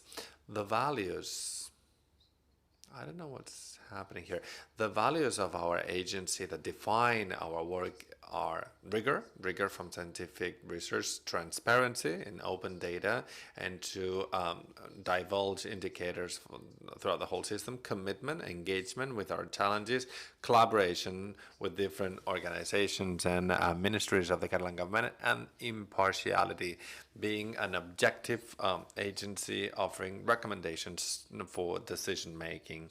Here's the portfolio of roles for the system, and I would like to underscore, given that we're going to be talking about data analytics for the PADRIS program, we also have the role to assess research and the social impact of such research in our system. I'd like to say that we also have a transparency program with benchmarking indicators of the healthcare system, which is published on our web, which is what we do to offer transparency. Amongst many other roles, we need to give more visibility to the sector as a reference for the sector.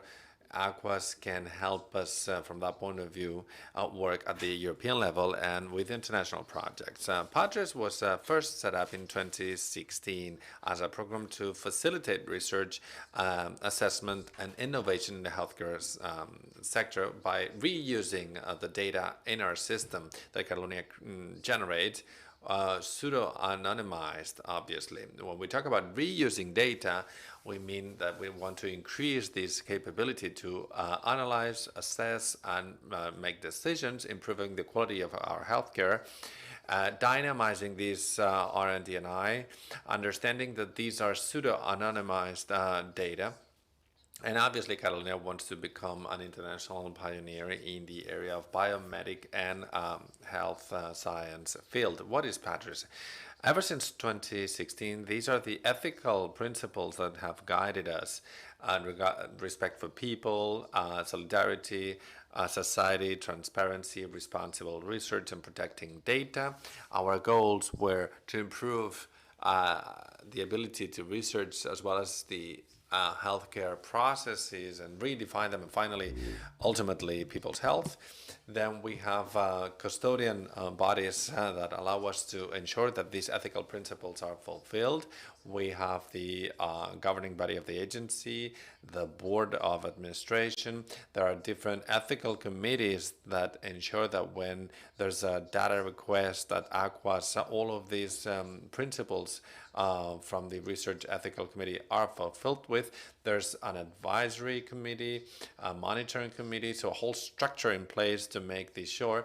And then the sites that request data, they can be researchers from the accredited research centers from CERCA.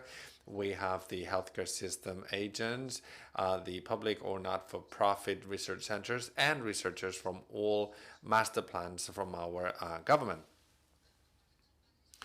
When we speak about PADRIS, we mean this is a very all-encompassing process that includes big data and AI, as we will see in a minute. We, whenever we receive a study, we need to understand what the goal is and what's the approach from the research team. Wherever they are, we apply a set of criteria to prioritize this project. Sometimes we get a lot of projects, and these criteria are in line with an excellency criteria with a master healthcare plan, as well as calls for competitive fund subsidies. Once we have the cohort, we've analyzed the project, we analyze the risk of this indirect identification. Once the data, the consolidated data are extracted, when we speak about smaller cohorts, whenever there's a certain bias because of gender or any other factor, we also deal with this risk, and then we pseudo-anonymize the data so that researchers can move forward. Now, this program was set up in 2016, as I said, and in this past few years, as you can see here, this is the portfolio of areas where we've been working specifically, but mostly dealing with the blood system, the vascular and brain system, but also public health, environmental health, oncology, and healthcare management. The data collecting organizations, the centers that ask for data to conduct their studies are mainly public universities, CISCAT system, the CERCA Center, the CatSalud Health System. This network and ecosystem has helped the learning and working together to improve step by step in recent years the whole methodology and the innovative learning as to machine learning and deep learning. Some examples which have had quite an impact at the societal level. We've heard the minister from Taiwan about the pandemic management. Well, data have been key since March last year. We've had to work very hard to have real-time data, or as much real-time as possible, to try and help research. Here we have a pediatric cohort study that was conducted about the COVID. And if we go back to last year, to decide whether schools had to remain open or not, well, that helps the decision-making process. Some other studies, not only COVID focus, but about stroke, and when we talk about social and economic inequalities, well, there are populational studies with big data that help the decision-making, the characteristics of patients treated with CPAP, and all the chronic diseases that will be a challenge in the future, or a study on 78 autoimmune conditions prevalence in Catalonia. Well, these are only a bunch of examples. If we look into the topic further, talking about complexity of these cohorts and analysis, the pediatric COVID study in Catalonia was planned to determine the epidemiological characteristics, the risk factors, vaccination status, clinical manifestations of children. infected with COVID in Catalonia. And here you have, broadly speaking, what it means to prepare the data and the cohort. We have 61 data sets, which points out the complexity of putting together registries and databases to end up having the adequate cohort for researchers to be able to conduct the study according to their hypothesis. It's very important to be pioneers and be able to contribute with the right data for research. But it's as important to disseminate this, to disseminate and communicate about PADRIS and the impact that it has had in our country. And that's why we see communication campaigns and actions. It's important to have updated information on the Aquas website and all the active channels, social media, Twitter, LinkedIn, so that the whole industry, all sectors, the citizenship, organizations should be aware of how important disseminating data and giving data to researchers is very important and can have a significant impact on research. And of course, in the coming years, we have to give a response to the already mentioned challenges. And we see a thrive of research and innovation. It's being bolstered, but also these analyses of AI data and big data.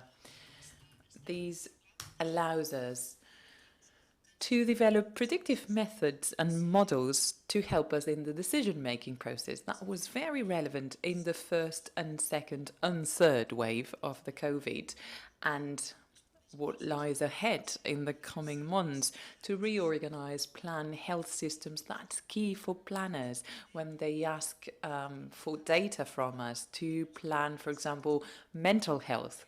In the coming year, what has happened in mental health in the last year. So we work with cohorts and data to support the health system and be up to the challenge. Thank you very much. Thank you. It's now time for the Q&A. If you'd like to take a seat. We will also call Albert Royo. Please come up on stage. He is a consultant. He specializes in public affairs and European affairs and Cibitec. We just checked his resume. And of course, if there are some questions about the international cases, he will be the one responding. So, Monsemor, please give it some thought. They don't have to be questions. You can share your reflections or thoughts here in the room and online. Hopefully the chat function is up and running. I'm being told that is so. And hopefully we will get face-to-face and online questions. Albert has worked at the European Commission as a press chief and political reporting. He has been in charge of international cooperation at the Catalan government and General Secretary of Diplocat from 2016 to 2017. And he is the director of an association that tries to basically disseminate European debates in Catalonia and make the Catalan reality known in Brussels. Is there any question online, Teresa? You don't have any query. Okay. Is there any question in the room?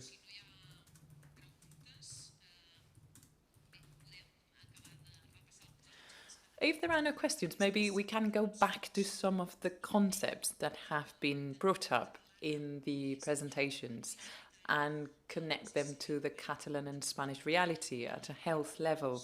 Maybe we should talk and discuss the very famous vaccination card, because in May it will be in place. Is there anything to be said about that?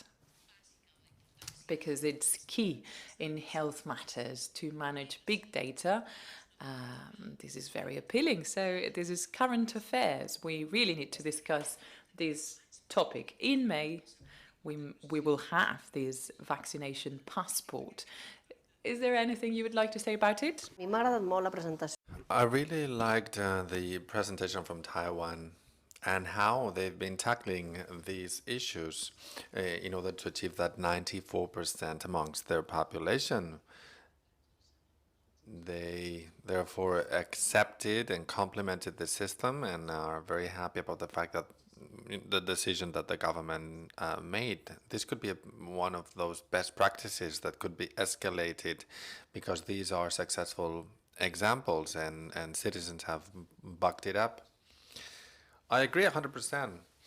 I believe that Taiwan is a great example of how technology can be an enabler without endangering our basic rights and to make our lives simpler. And the fact that they've been able to withstand the brunt of the pandemic without any lockdown or state of alarm or emergency, it's just an example of how technology can be helpful for us today. And I hope that these new tools can be implemented quickly, that it's done the right way by ensuring people's rights, but if it's been done anywhere else, it can also be done here. And that's the take-home message. Just get ready, because we always need to find a way to face these challenges, especially for our healthcare system.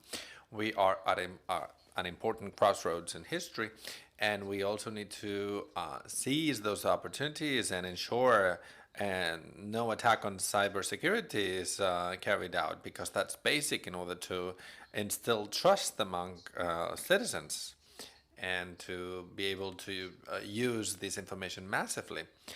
Now, another question which was brought up by the Taiwanese speaker: broadband is considered a right.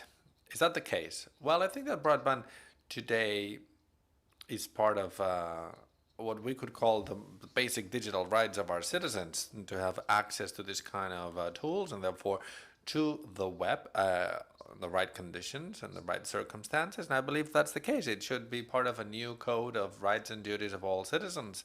And we will have an opportunity to speak about this during the next panel discussion. But if you don't have access to broadband or to the best internet access as a citizen, as a worker, as a person, well, you are ill-positioned compared to the rest of society. When we speak about inequalities and the need to improve accessibility, equality, well, it's fundamental. Otherwise, the gap opens, as we have seen in the pandemic. It gaps open, and it's quite concerning, because part of the population is left out of it. There are questions from the floor, apparently. Thank you for participating. Could you please introduce yourself first? Yes, good morning, Paul Fages, and I'm the chairman of the Chamber of Commerce in Palamos and the General Chamber of Commerce Council. I believe that the presentation by the Taiwanese Minister of Digital Affairs has shed light on anticipation, which is something we should be working on. Taiwan in 2003 started working on this issue. We are now in 2021. And I believe that Catalonia should start anticipating these issues and work ahead of time.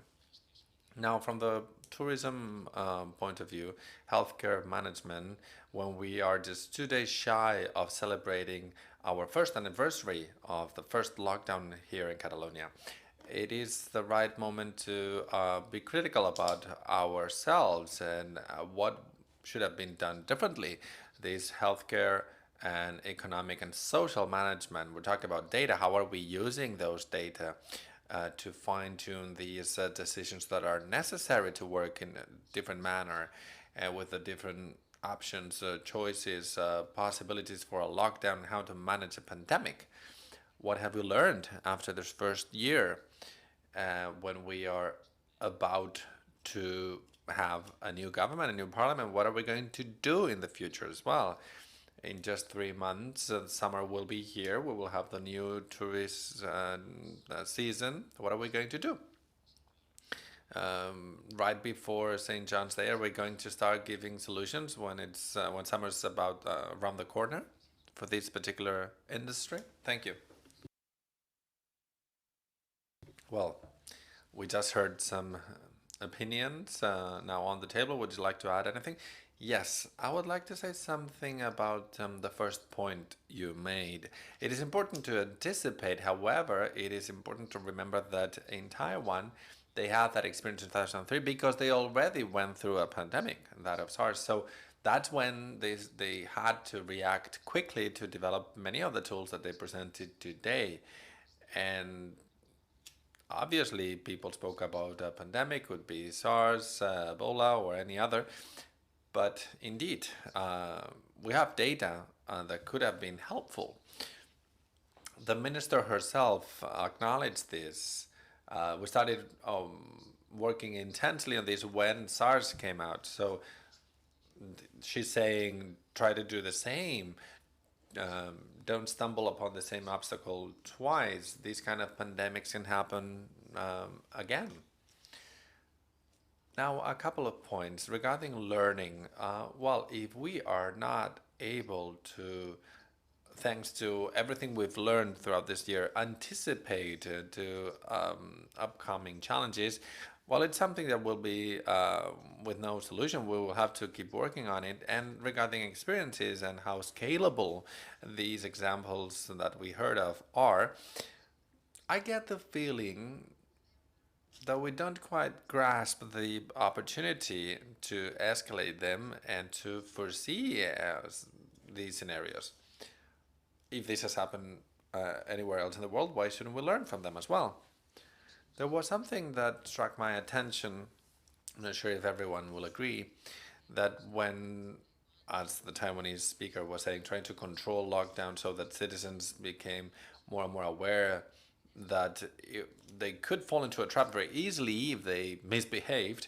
This idea of a prize or punishment, we pay 100 euros a day if you conduct yourself during the lockdown. Otherwise, there's a fine, 1,000 euros. So this is an idea that we are unfamiliar with. Maybe we should think about it as well. Okay, one of the two. There's only one of them that we're not familiar with. We know the other quite well.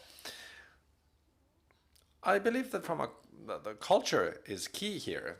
We're talking about completely different cultures. And that's fundamental to understand the difference. Well, apparently there are no other questions, so if you agree, we'll stop here. We've been speaking for a while now at this extremely interesting forum with different international examples and Catalonia as well. So we'll stop now briefly and then we'll resume the session. Thank you.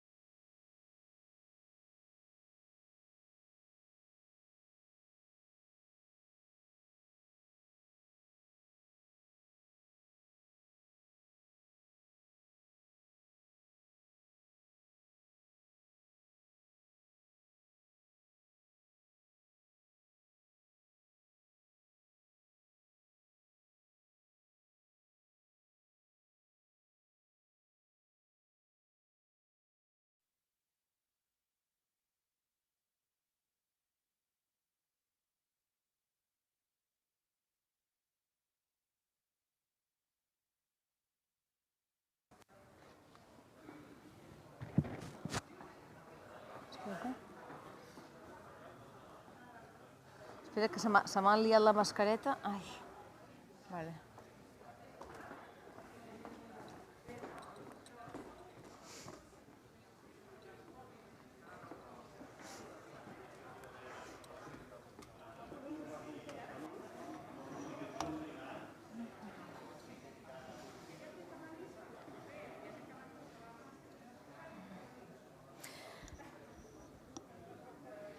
Sisplau, vagin agafant posició.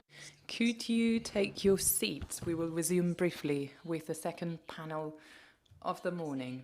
Please take your seats. I després tindran... You will be able to have a chat later.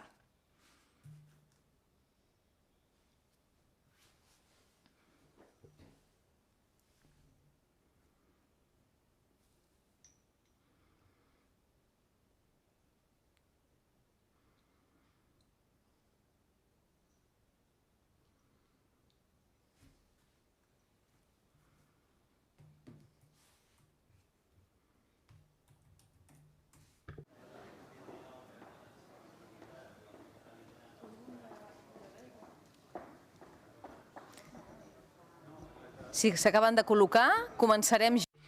If you take your seats, we will start with the second panel.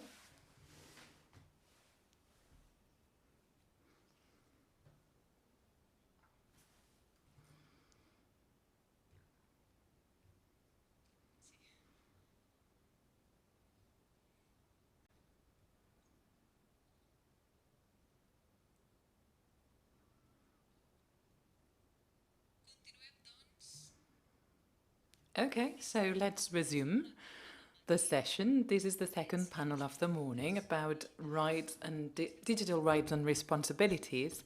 To develop strongly, you need strong foundations. Ethics is not a choice when it comes to transforming your economic model. The next speakers will share the most important pillars of a digital society. We've got Joana Barbany and Albert Cañigueral. You have them on stage. Thank you for being here. Let's start with Joana. How to overcome the digital divide in our country. Easily said, but not so easily done, and she will help us understand it. She's the General Director of the Digital Society Department at the Catalan government since 2018, Vice President of the Catalan Cyber Security Agency and member of the Digital Future Society Advisory Board. The pandemic has highlighted the digital divide existing among different segments of the Catalan population, and the government is trying to fight against it and overcome the divide. Joana Barbany will now present on the diagnosis and the measures that are being taken. Thank you. You've got the floor. A round of applause for her. Thank you.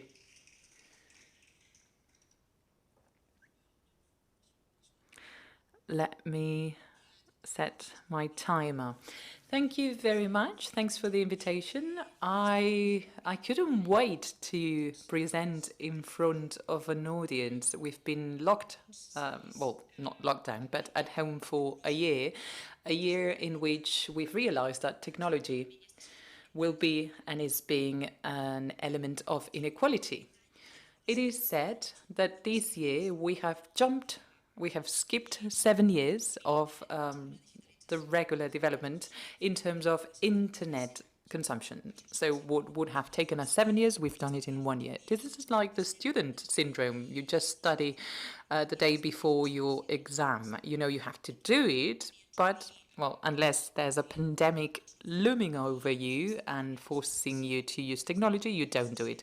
And within this social corporate disaster, if we try to look for a silver lining, well, we've had to speed up.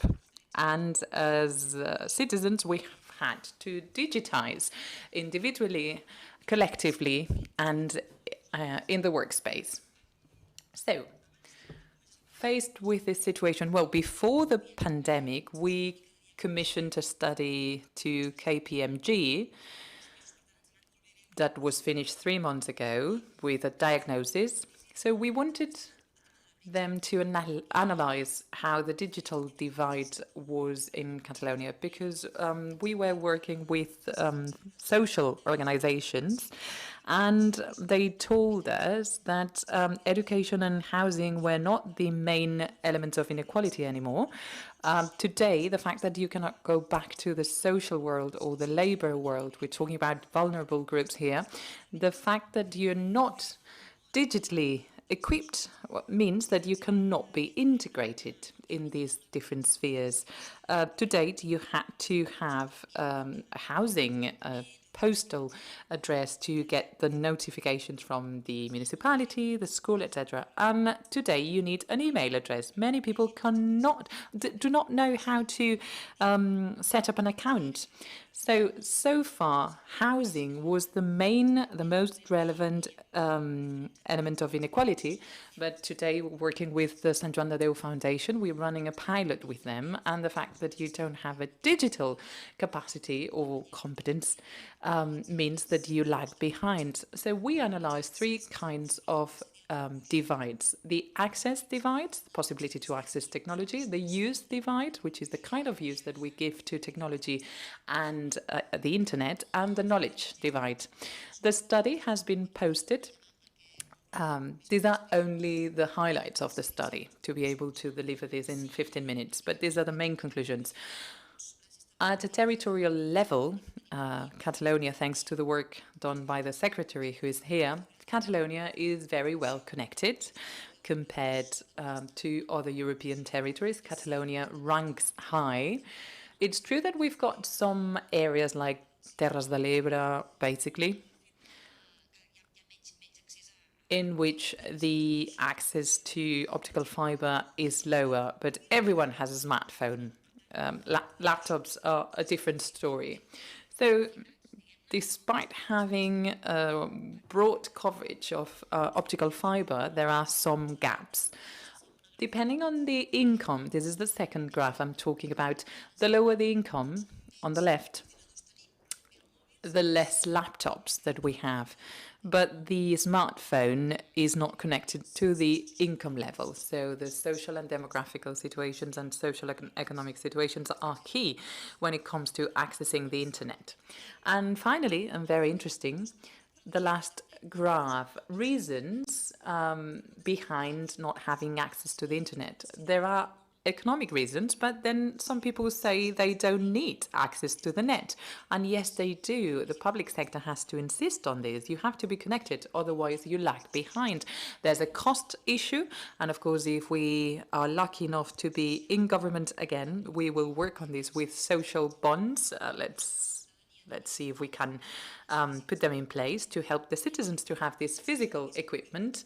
But we need to raise awareness about how important it is to have access to the net. And then the knowledge gap is key, because you can have access to the internet and connectivity, but you might not be able to use it.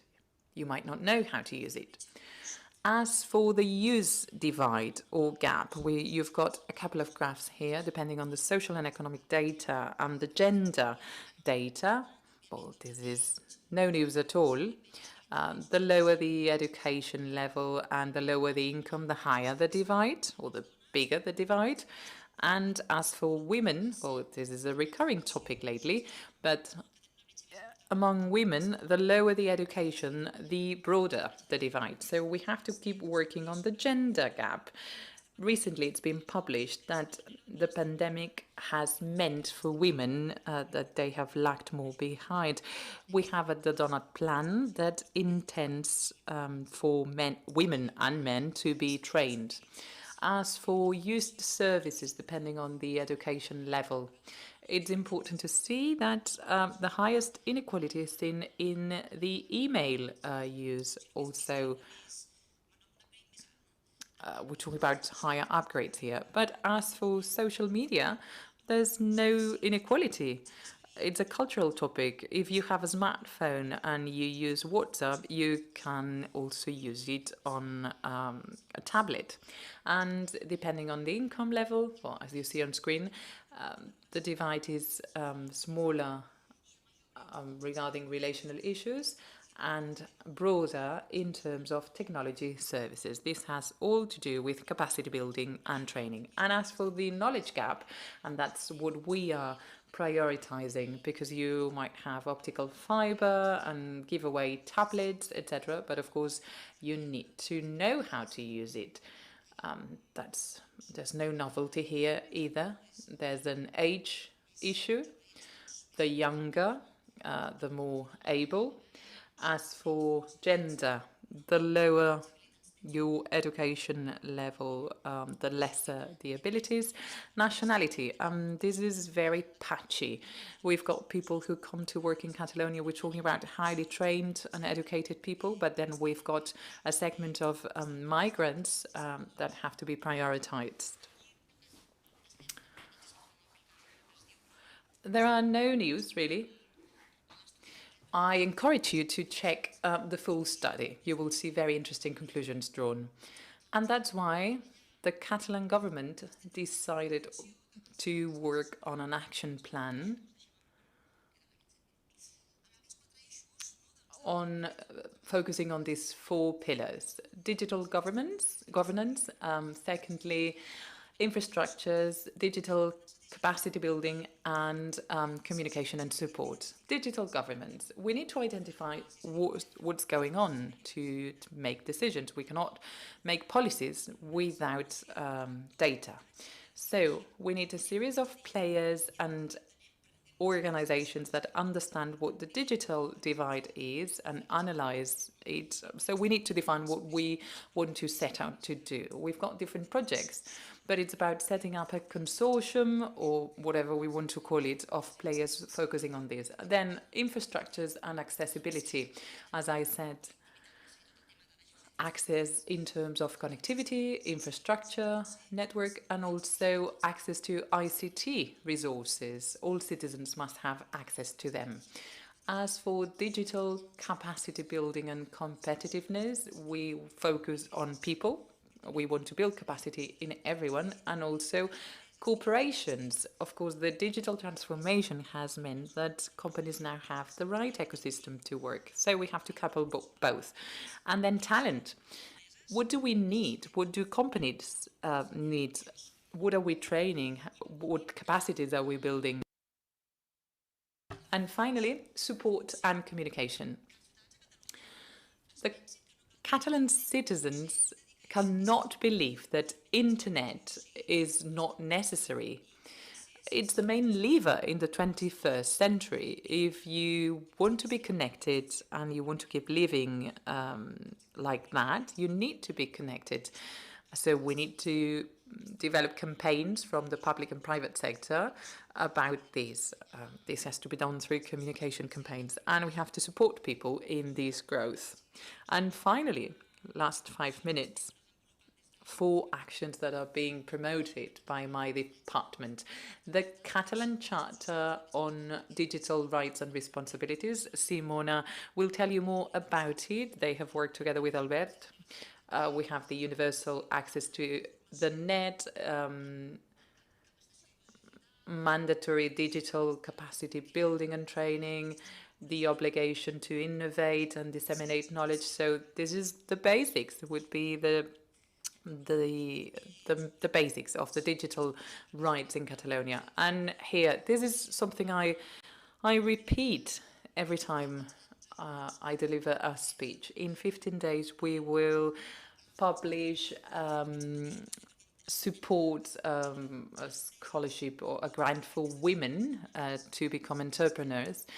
So these companies or startups that will be consolidated companies in the future, well, maybe by doing this, we will have more women in high-ranking positions. The Donatic Awards, you know about them, and then different support lines for girls to study ICT-related careers.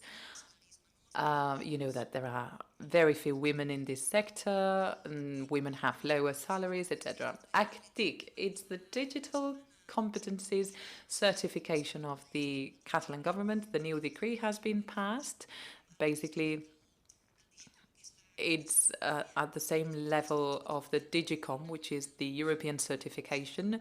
So Catalans will be able to go abroad and work elsewhere in Europe and make sure that their competencies are certified. We certify about 20,000 people every year, so it's an interesting tool. Another initiative is the ICT Point Network.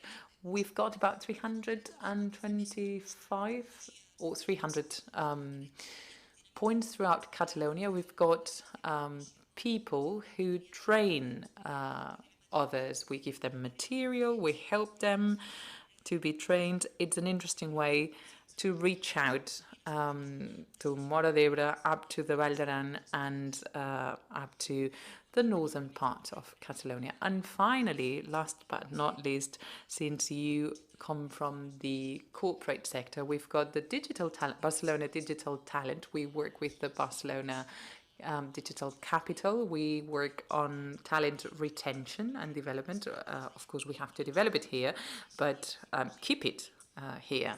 There are many initiatives. And of course, I have to focus here on the digital society, and we have a very interesting relationship with the Puntic network. We try for these trainers to explain and disseminate this knowledge. And during the pandemic, have you heard about Coursera? It's a very important online training platform, and we were offered by them when we were home to provide free training courses through the Catalan government, and we reached an agreement, and we offered technology focused in social innovation focused training courses, and many people registered for these courses. So it's a way to have access to capacity building.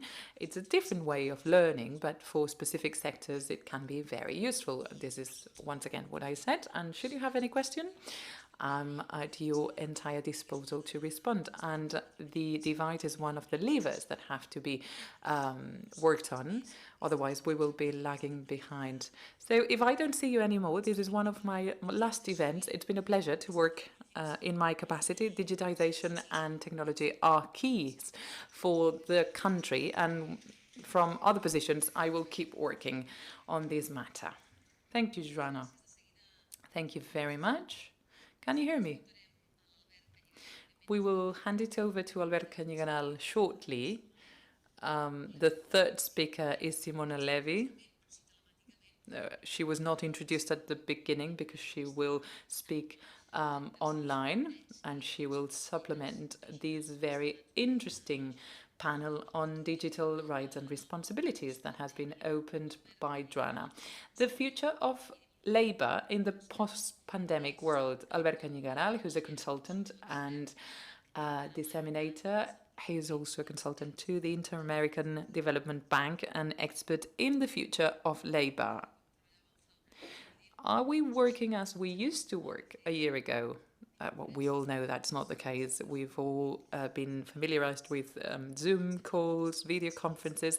How have workers adapted and companies adapted to these new labor realities? Well, Albert works for a responsible use of technology in the digital society, and that's what he will be talking about. Thank you very much.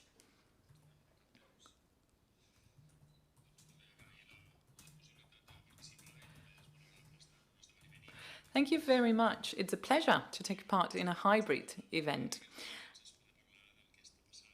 So I'm here to talk about work, about, well, there were some marked trends that have been sped up by the pandemic.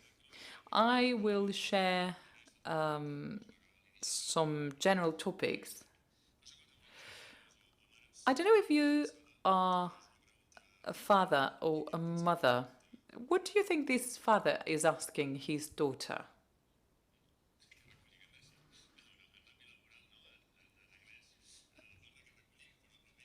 To tidy up her room? No. What do you want to be when you grow up? That's a very usual question, and that comes from a three-phase labor paradigm. You get education, then work, and then retire. So if you were born at the end of the 70s. Well, it's a paradigm in which most of us have been raised. But the paradigm has changed dramatically, as you see at the bottom. Now we will work longer because we will live longer. So we'll see a professional career of 40, 50 years in different organizations, with more or less activity. And we will be learning lifelong, in a way. So which would have to be the question? What 3 or 4 dozen things do you want to be when you grow up? It's a different question with many consequences if we start thinking about our labor life, what we should think, whether this is a positive, a negative, or a neutral thing. I don't have an answer. I have more questions than answers. But this has to do with many things: labor law, professional career, social security access, pension systems. Everything has been sought out for a specific way of working. But today we have a huge diversity of ways of working that are not sufficiently recognized or enshrined in the legislation. So let's talk about talent management.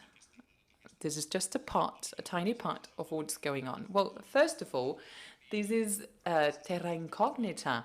We're trying to build a rocket as we fly away. So we don't have certain answers. We have to be explorers in this adventure. We know where we come from. The Fordian mindset, basically scientific organization of labor. We compete for efficiency. We have high transaction costs. We hire the staff and we own them. They are our employees. They do not work for someone else. They work for 8 hours. And in the past, going to the market to look for labor was time-consuming. That's the old map. What about the new map? Trends, signs. The German speaker has talked about this, about prospects. So the first trend is, my father had 1 job. I will have 7 jobs in my professional career, and my children will have 7 jobs at once. This is from Tom Malone, an MIT professor. We need to understand that the 7 jobs at the same time does not replace the other 2. The 3 are valid, but everything is based on the old way of doing things. If you have teenagers at home, probably they are not thinking about one single labor model throughout their lives.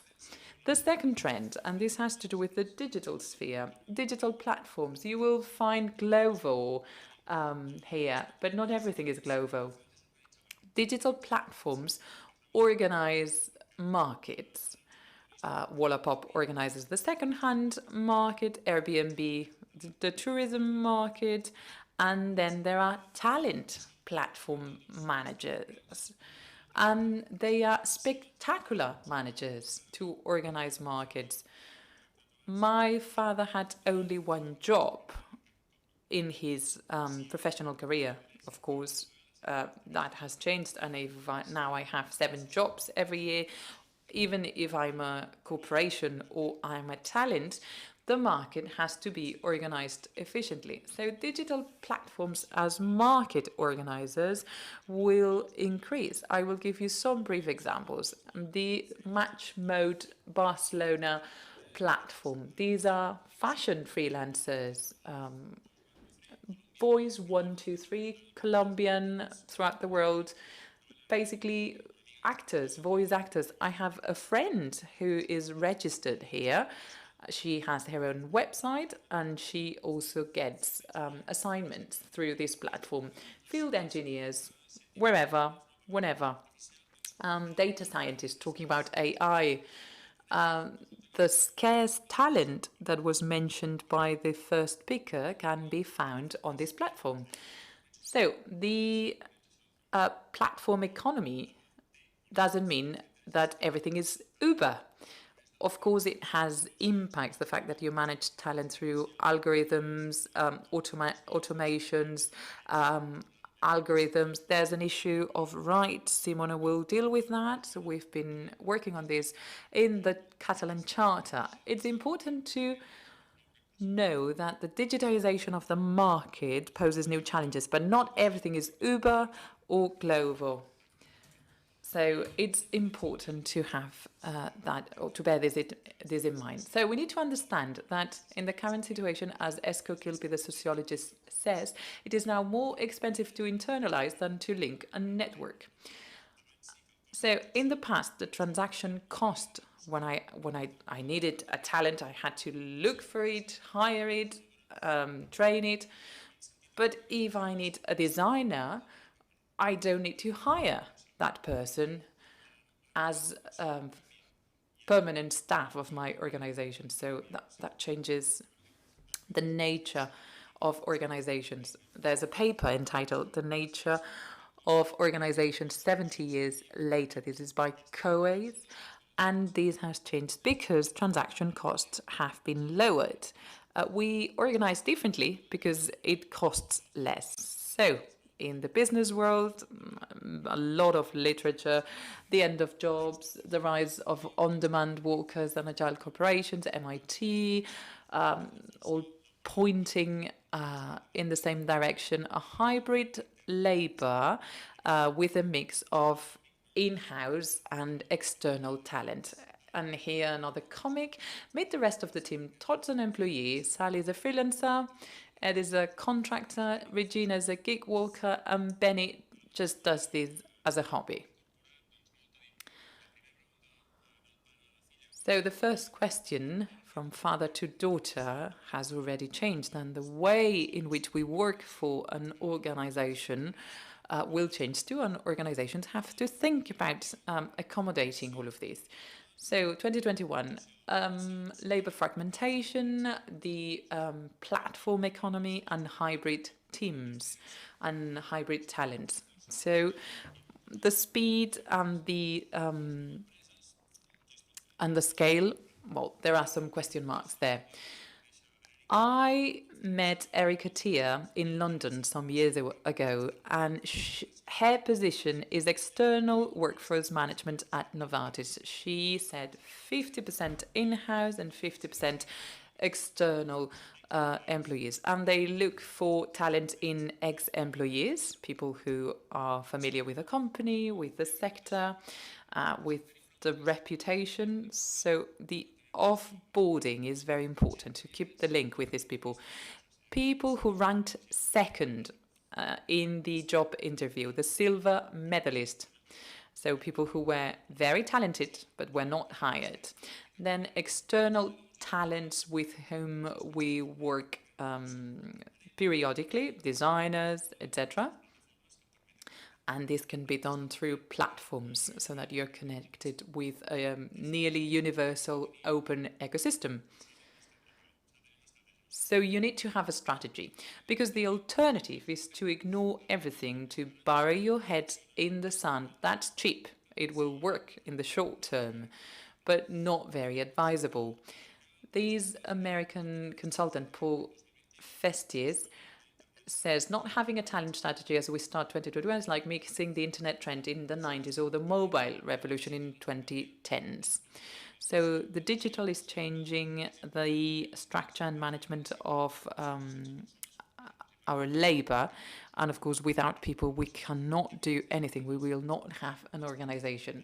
What do these companies do? Well, they design a strategy and include this in the strategy. It's not a department made up by people. No, it's part and parcel of the corporate strategy, how to attract and retain this talent. To start working with projects, and here the Hollywood metaphor is widely used. I have the company, which is more or less the same, but each film is a different story. And the director, the catering company, the site manager. So I will hire specific teams, especially in innovation. So we compete more in the innovation sphere and not in the efficiency sphere. We need to be careful with the language. I was in an HR conference recently and I forced them not to say employee, but to talk about talent, people, collaborators, as the French say, collaborateurs. So people with whom we'll work, we will develop products and services, but stop thinking about them as employees. We do not own them. It's talent that we need and we will connect with. And if they are not employees, they will not be retained. So we need to attract them. We have to deserve them. And then new positions like the Chief Freelancing Officer or the External Workforce Manager, as Erica had. And this cannot be sheer washing, so to speak, to look modern. So, conclusions now. I've shown the headlines. But what are the consequences? I'm a fast speaker and things change very rapidly too. So in this environment, we have to stop thinking about companies and think about ecosystems and organizations. That's the consequences that this has. 3 phases here. Traditional approach. A company is a closed environment with talent inside. So there's a huge border between inside and outside, my talent and someone else's talent. So the organization is the addition of people, and it's quite a hierarchical organization. If I start looking more like a Hollywood studio, well, I mix in-house and external talent. So the borders become more flexible. And my organization is made up by talents and capacities and an in-house and external marketplace and projects that are dynamically organized. This is starting to happen in many organizations. Here, the main challenge is the SME. Big corps are already doing it. Startups, out of needs and survival, are already doing it. But our main business fabric is made up by SMEs, and that's where the challenge lies. And then talent, we do not own talent anymore. We belong to an ecosystem and we share talent with other organizations, like the Hollywood metaphor. Photography director, a makeup person. So you do not belong to a studio. And the ecosystem has to take care of that talent, has to train that talent. The problem is whether the talent goes and works for a different ecosystem, but not for a competitor of the same ecosystem. If you think this is very complicated, probably it's because we haven't really thought about the problem that has to be solved here. Professor Hal Gregersen says the following: choose a problem that is bigger than you, and then you need to make use of ecosystems. If we just pay taxes at the end of the year and aim to have a green spreadsheet, okay, that's fine as an organization. But I think that the Catalan business fabric has huge challenges lying ahead: demography, the environment, the divides, the gaps. So which is the problem that is bigger than me and my organization that I want to help solving? So when we have this ultimate goal, then I will realize that I belong to an ecosystem and that talent has to be shared. And finally, I don't really know how I'm doing time-wise. This is a very peculiar time. We are between no more, things with which we've been raised, narratives, legislations, ways of thinking, and not yet. Many of the things I've presented here might sound odd. We still don't have literature or good examples. That's where we stand today, between the no more and the not yet, which is uncomfortable in a way, but it's a way to, it's the right time to pose questions and set challenges and work on the regulation and the narratives. Hopefully I've helped you see where we are headed in the labour world. Thank you very much. Perfecte, doncs amb aquest... Great then. So with these ideas about the future for our work, it's obvious we need to face the facts and to adjust to these new scenarios, just like Simona Levy has done, the founder of the XNet show exhibition. Is it necessary to regulate the rights and duties, digital rights and duties of citizens? She will tell us about that. She's an expert in digital rights. She's a playwright, a director, an activist, a researcher. The use of data cannot be approached without speaking about rights and digital rights and responsibilities, which is why we want to discuss this today. Simona Levy, who's an advocate of digital ethics here and abroad, will tell us about how to empower users and to respect their rights. And she will also open a window to the different initiatives that are in place to encode digital rights and responsibilities. She's here with us online. Good morning and welcome. Compte que no se sent bé. I'm afraid you're muted. We cannot hear you. Let's fix this sound issue first. Let's try again.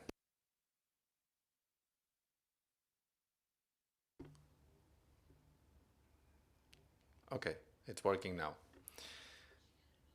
I'm sorry. I should have been an example, right? Now we can hear you. Great. Thank you for inviting me. It is a pleasure to share this panel discussion with people I hold very dear during this roundtable. To begin with, I would like to apologize for my very broken Catalan. That said, I'll start with my presentation. Given that it's an online talk, I'll keep it brief because it's not as pleasant to follow. I've also been invited to participate because I compare how institutions are working on digital rights, because I am, and I have I'm a member of the advisory committees of both the Digital Rights and Responsibilities Charter of the Catalan government and of the Spanish government, and I can also point out how this topic is being tackled. At XNet, our organization, we started speaking about digital rights in 2008 when no one cared. And I'm not speaking about the political institutional approach, but rather social movements even did not even think about this. This digital rights agenda meant people who knew how to fix your router, but not those of us who were putting forward an important portion of these policies that had to be encompassed in transformation agendas. I cannot speak of all those rights. However, I would like to contribute a perspective that I believe it's important to change, and how to compare the way Catalonia has been working on this from the point of view of institutions on this digital rights charter, and how it has been done at the Spanish level is quite different and should help us with some do's and don'ts. That's why I included this sentence by Alessandro Barreto. We are guided by an elite that uses digital technology, but not digital rationale or reason.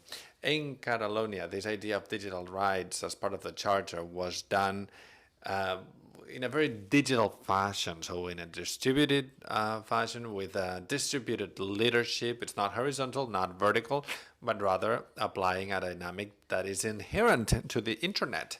This web that is not horizontal, neither horizontal nor vertical, but rather, as Albert was saying, it fosters this different viewpoint. It helps talent become connected. So this digital rights charter, if we take both as examples, obviously they're not saying anything new here, because we're trying to digitize, as another colleague saying, Artur Serra, an advisor to the charter itself. The bulk of this is based on working on traditional fundamental rights and responsibilities and digitize them, to apply them to the digital arena. Some of them are digital natives, but also implementing a a mindset that is particular to the digital world.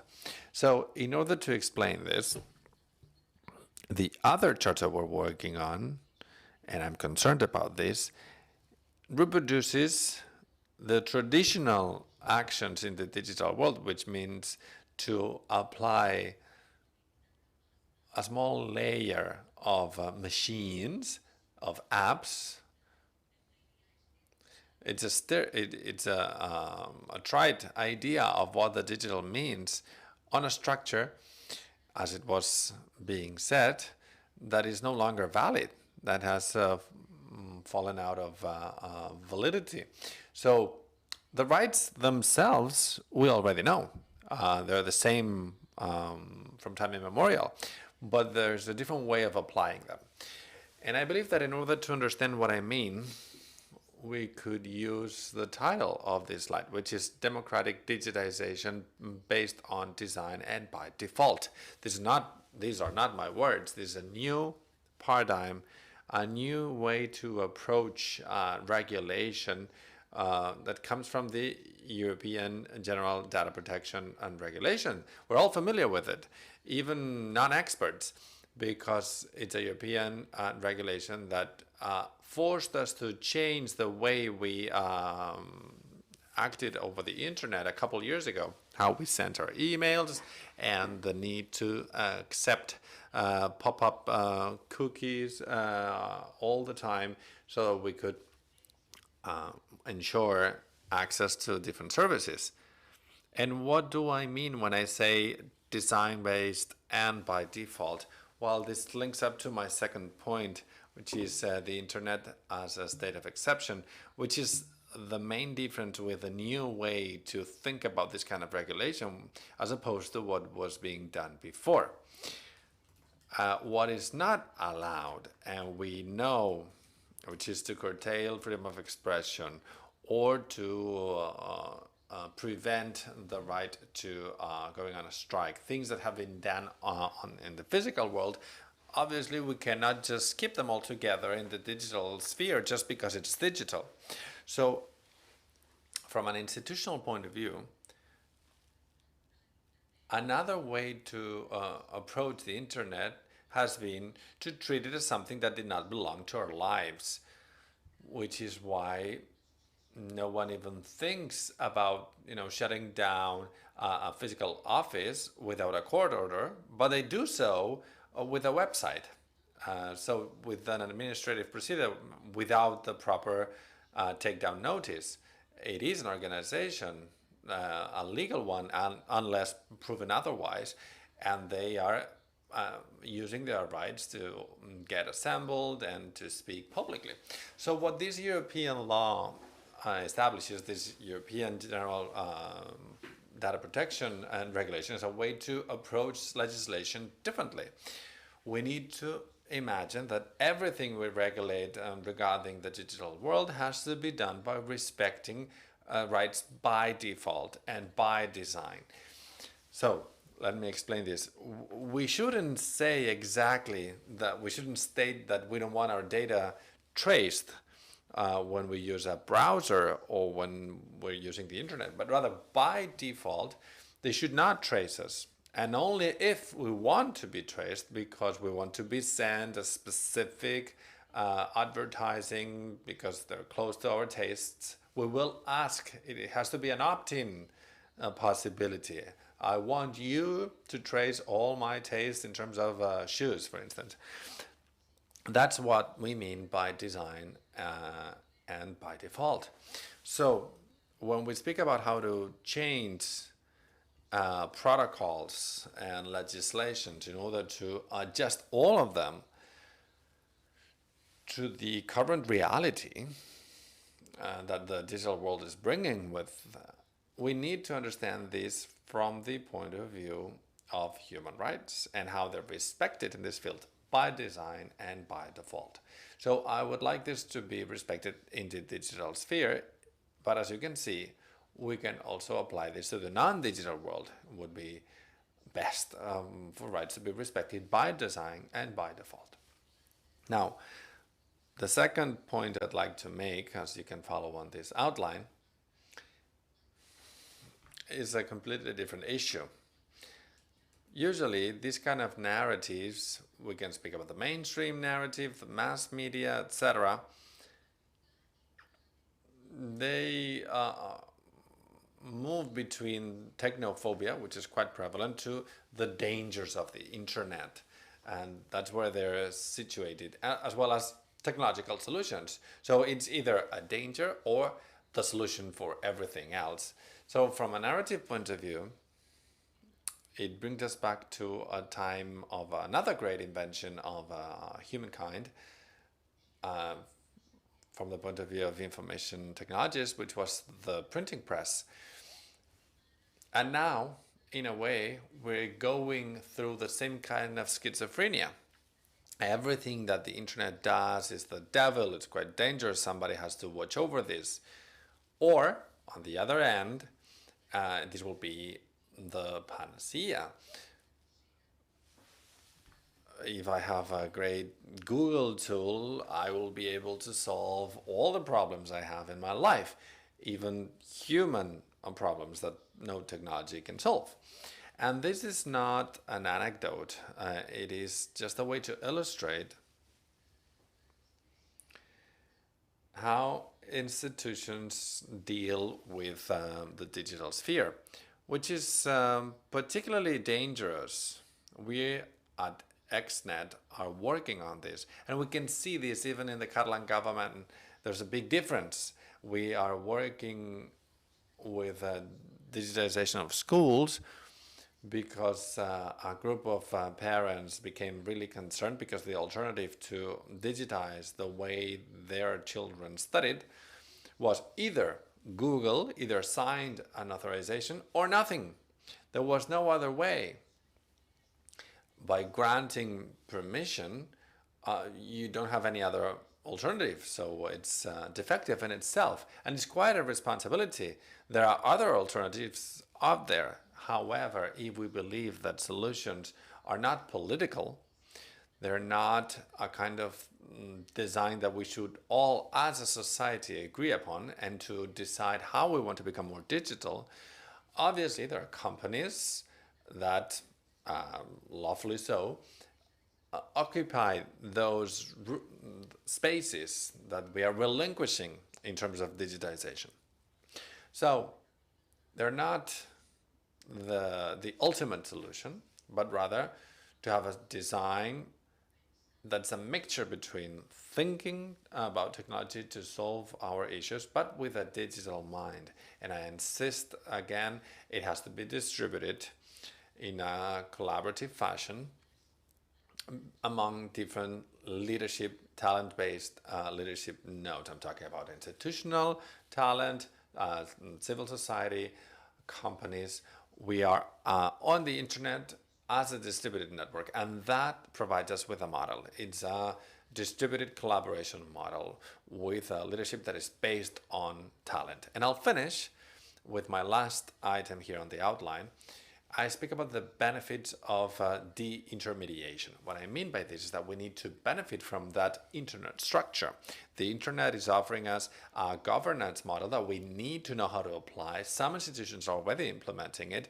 At the international level, it's called multi-stakeholderism, meaning we will always have multiple stakeholders trying to coordinate their actions, which is a virtuous circle among the different stakeholders that I mentioned.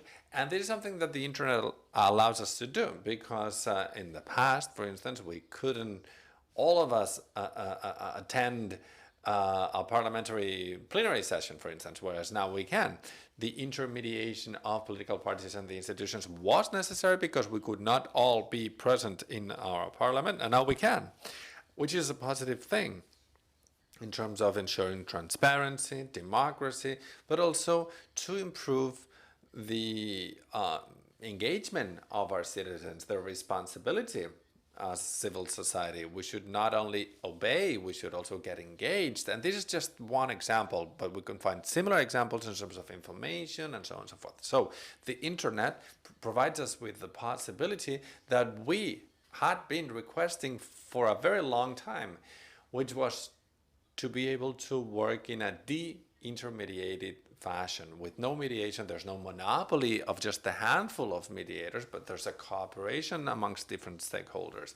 And it's the responsibility of civil society, just now that we speak about rights and responsibilities, but also of the institutions to benefit from this collaboration for a better, renewed governance models, where we have rights and responsibilities by design and by default. Thank you.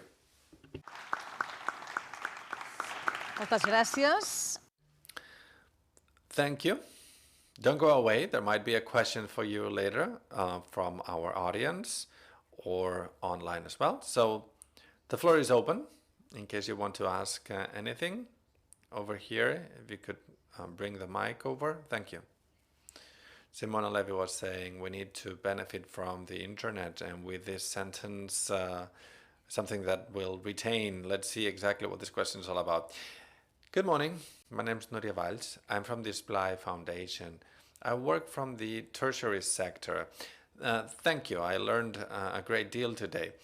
And something that Joanna said, and also something Simona mentioned, made me think about this technophobia.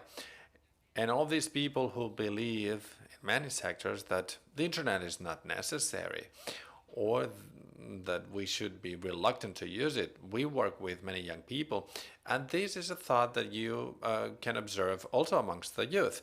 So it's something that we should be working upon, and to find out what kind of resources we have at hand to bring this closer to them. Otherwise, there will be pockets of the population, for different reasons, as Joanna said, but the youth as well, that will remain out of this. And we need to find a way to bring them closer. This makes me think about something else. There's another divide, which is the divide of content creation. Who is creating or can create content for the web, which is ultimately very important. Simona was just mentioning this. The lack of mediation, the ability to participate, that's great. However, at the end of the day, what are the contents and the skills that we should have if we want to also create content within this digital world and for the web? There's something else that I'm sure you will tell me more about, especially working with young people, which is fake news in the digital arena. Fake messages. This gives way to a great deal of technophobia, and it is creating a lot of parallel worlds, obviously with political repercussions. So how do we deal with technophobia? Because there are many people who are very reluctant and voluntarily decide to step away from it. And secondly, how do we deal with this divide based on content creation? So how do I co-participate in this digital world? Thank you. Should I go first, Simona? Okay. I feel like a giant here. Let me step away so that I can become a bit smaller. Okay, I'll try to summarize this by saying that digital skills are key. In order to know if a piece of news is fake or not, you need common sense and training. So we need to empower everyone. That's key. And it's a challenge. So along those lines, with the Catalan Cybersecurity Agency, we have a campaign called Internet Segura, which has exactly the same purpose. Being connected doesn't mean you trust the web more. So we need to train people, to educate people, to fight fake news. And also, I think the problem is not technophobia, but rather the people who use that technology. So it's a matter of culture, because technology can help us do anything. It depends on you, whether you are for or against it. And finally, regarding this content creation, in the Catalan Charter, there's an item, particularly a section, that refers to the right to produce new content. Because obviously, if you cannot contribute your content to this huge data cloud, there's no way around it. So let me finish with this. Educating people, and as part of this plan that I presented, which I hope I can develop, and if not me, the next one in my position, which is the need to explain this. If you're in the tertiary sector, you know this is a reality. So whether you join the bandwagon or you're left behind, because there's no other way around it. There are a lot of people working on it, and therefore you will be left aside. Let me add something. I believe that this charter led by Joana is something to be praised. Everyone who knows me knows that I'm not doing this for lip service. If I didn't like Joana's charter, I would say so, believe me. And the charter that has been drafted in Catalonia is slightly different. It's this shockwave, as Joana was just saying. If you compare this with the draft from the Spanish charter, it is very different. The Spanish charter seems to be afraid of letting people do things. It seems that they want to control what it's done. And that's the difference between this Inquisition and the courage to say, look, we do this, you know, that it's new, and obviously there might be fallout, but this is done by institutions and people, and obviously people are not worse than institutions. So let me try to answer this. First, technophobia. It is a responsibility of the institutional narrative. When no one was doing anything about the internet, and we were some of the few who were working on this, we were working on this democratizing tool, and then the great monopolies decided to join this effort, and they have a close ties with power. Every day, every single day, we can read on the newspaper, the internet is dangerous, especially in the educational world, the dangers of the internet, and so on and so forth. But we cannot keep mistaking Facebook, Google, and the internet. People say, oh, it's incredible. In India, people think that Facebook is the internet. But we believe that Google is the internet here. People exchange Google Docs, believing that it's open, but those who are not Google users receive that as a closed file. So it's the same thing when you criticize that in India, people use Facebook as if it were the whole of the internet. So letting great corporations into this, Google is just one example, but great companies, they are being allowed to use all of our public domain, our public space. It's just like allowing McDonald's to be the owner of Plaza Catalunya and the whole of La Ramblas. So we need to make a distinction here. We need to be responsible about the narratives that we divulge. So there's a difference to be made between the contents that we create under our own responsibility and those that are done in order to dynamize a space that is actually private in nature. We have other questions here, Simona. Thank you, David Marin. I'm a member of FemCat Foundation.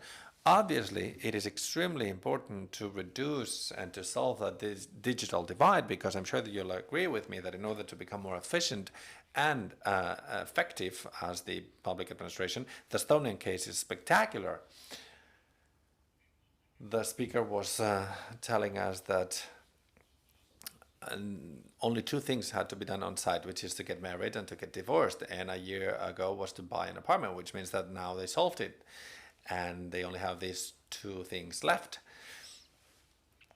But I'd like to seize this opportunity now that we have a representative of the Catalan administration to say, look, when is this going to be a reality in Catalonia? When are we going to have a Catalan administration that is as efficient and as effective as the Estonian administration has proven to be, placing at the core of the debate citizens and digital rights?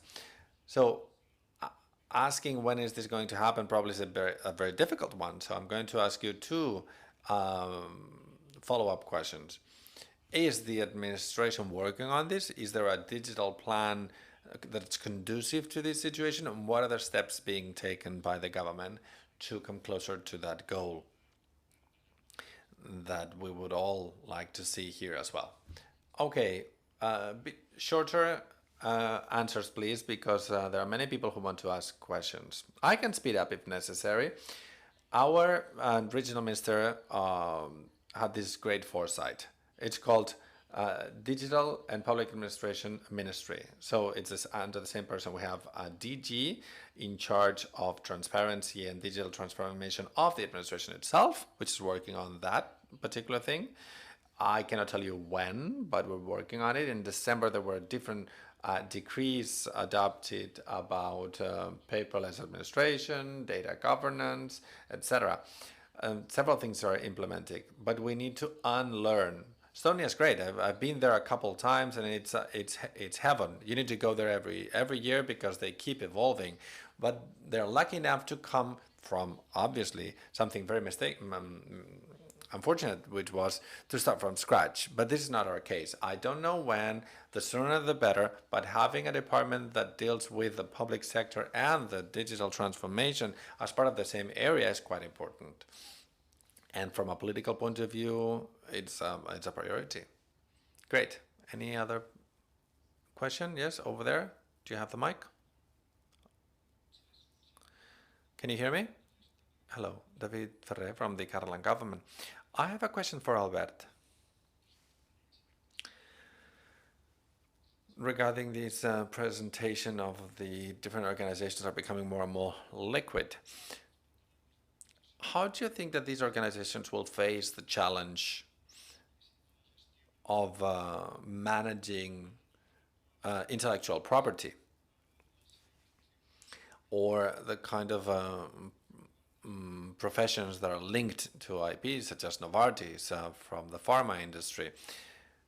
Now, these people who are going to collaborate with these organizations coming in and out or working on different projects at the same time, how are they going to deal with knowledge or trade secrets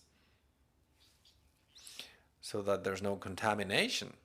I understand that an important part of those projects and these contributions will be based on proprietary knowledge. So how is this going to be protected at organizations? And then another question, which is a bit more provocative, if you wish. How are we, public administration, going to apply this? Because we tend to be quite hierarchical in nature as institutions, and we tend to be quite reluctant to this kind of changes. Both are very complicated questions, mind you. But I'll go back to my presentation. This is unknown territory. I also have a lot of questions myself. Well, first, we need to try to answer this question with another question. If instead of thinking about an organization, we think about an ecosystem, intellectual property doesn't make a lot of sense anymore. This kind of protection, even in terms of vaccines, what would have happened? We've been speaking about sharing, but every single pharmaceutical lab has come up with their own solution with a lot of public funding as well. And all of that IP is being privatized. So let us start thinking about the value that this traditional way of working has in an ecosystem, this no more, and those that are not there yet. This internet logic, and I agree with Simone, most knowledge is free, and pretty much everything that I produce is done through Creative Commons with this open access. So that's one thing. Given that this will not be the truth for everyone, we need organizations to come up with a strategy. And to know that these people who will come in and out of their companies, this is just like those who were filming Game of Thrones, right? How much information do they have? How can it be leaked? Well, we need a culture to protect all of these people, and it has to be strategic. They might not have that strategy yet. I'm a consultant. I work for different organizations, and in most cases, they don't include this as part of the agreements that I sign. And it should there, unless they ask me to sign an NDA, which is the more traditional way of dealing with this. And obviously there are consequences as well if I dare share that kind of information publicly or to other organizations. And in terms of administrations, we were just hearing this. There's a lot of talent. There are some entry barriers in the recruitment process for talent. With this civil servant model, having a job for life. As part of that process, a lot of the talent that the organization needs decides not to participate in a traditional fashion. So project-based work. Simona and myself are working with Joanna on this charter, and we have had specific moments to collaborate. I'm very happy to work with them on the charter, but I do not want to be a public servant and to work for the administration. However, I do want to help for the public good. So let us try to find ways for people like me to work in a specific fashion on a specific project for the common good. And that doesn't need to be from an employee at administration as a public servant. So as I was saying, it's about opening up our mind. Una mica tard, no passa res. Yes, well, we're running a bit late, but we've got 2 more questions. So let's be brief, both in the question and the answer.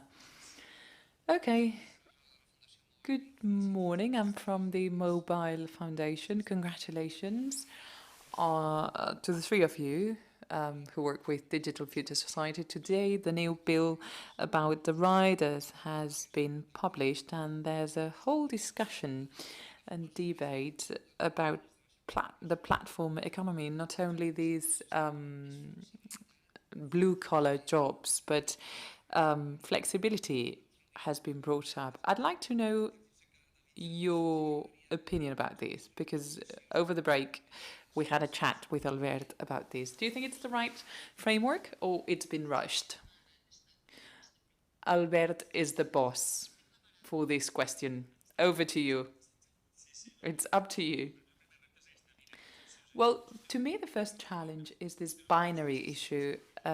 We have a system coming from the Taylorist framework, people who worked in factories with the American New Deal and people who worked at home sewing basically were left out of that protection, because unionism basically focused on the person who worked. And this has prevailed to date. This has to be unlearned. Everyone has to be protected above that, not below that threshold.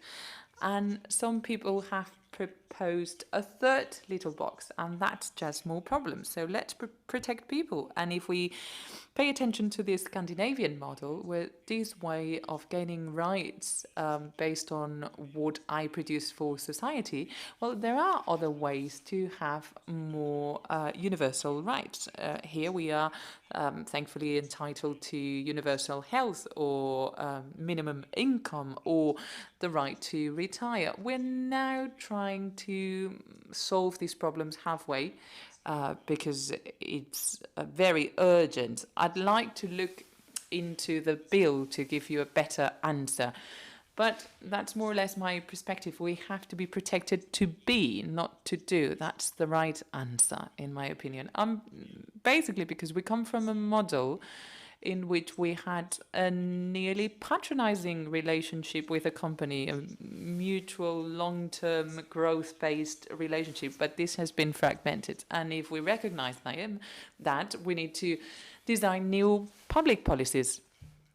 I always explain this. I'm not an expert in the field, but it's just an example. We should stop thinking about unemployment because it's a binary vision. I'm in employment or without it. People have different jobs, so we need security, like a safety net for my income, and we would be talking about a minimum income guarantee. And people should read Work is Not What It Used to Be, a book. I'm Joan Tristany from MEC, the Internationalized Industrial Companies. It's a quick question for you, Albert, because you work with different companies. And in your previous answer, you have more or less answered my question. How important is the legislation, the labor legislation, to make progress in that direction? Because the legislation was thought out for one job a lifetime. And I really liked what you said, Joan, about unlearning. That's quite an example. We are currently experiencing an accelerated technological revolution, many demands on the table, and the public and legislative role will be key. Question for you, Joanna. This divide is being examined in Catalonia. So who's doing better and worse? But We also have a divide as a country compared to other countries. We should not forget about these, because if we don't compare ourselves with others, well, we will miss out on competitiveness. Yeah, very briefly. Yeah, the cultural and regulatory environment, as it was said about Estonia, in countries with less social protection, well, that's not the way to go, but they can make more progress. Malaysia and India, for example, that's where governments are being very proactive. They are running tests, and they already have this mindset. People will have many different jobs. They will work online, home office. Since they didn't have anything before, they don't have to unlearn. And as Simona said before, we should not lose rights because of the digitization. We are in Europe, we are privileged, and we should stick to that and protect it. So it's about guaranteeing, ensuring these rights differently through digital technology that allows you to massively customize the collective rights. And of course, it's about guaranteeing rights and meeting the workers' needs with the right scale and efficiency. But yes, the environment plays a big role. And that's it. Yeah, I don't want to take up more time. In 2019, the DESI index measuring digital divide, digital capacity building, together with some Basque organizations, we decided to run a regional DESI, and we compared Catalonia with other countries included in the DESI index. This is published, you can check it. The index includes different indicators: connectivity, human capital, the use of internet services, the integration of internet services, and digital public services. Catalonia ranked 5th overall in the EU, including the 28 member states. Where we rank highest is in connectivity, as I said in my presentation, and we are lagging behind in digital public services. This is a very interesting document. I encourage you to check it online, because it shows how we fare as a country. And Sweden, Finland, the Netherlands, Denmark, they rank highest. And at the bottom, we've got Greece, Bulgaria, and Romania. Thank you very much. We could spend much more time on these topics, but we have to leave it at that. Thank you, Joana, Albert, and Simona, for your reflections and knowledge. Thank you.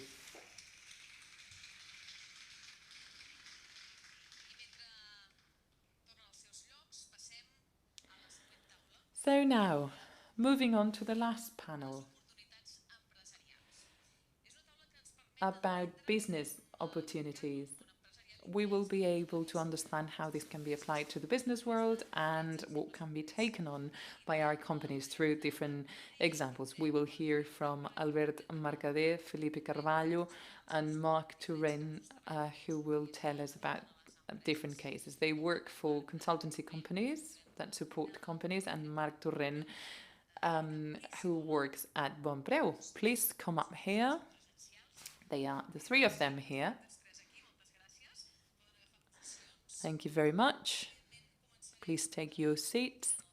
And as you see, we will start with the data-centric culture. Albert, who is the data director and AI director of Basetis in Barcelona, he works on AI development to regenerate forecasts and models. Albert, the lectern is yours.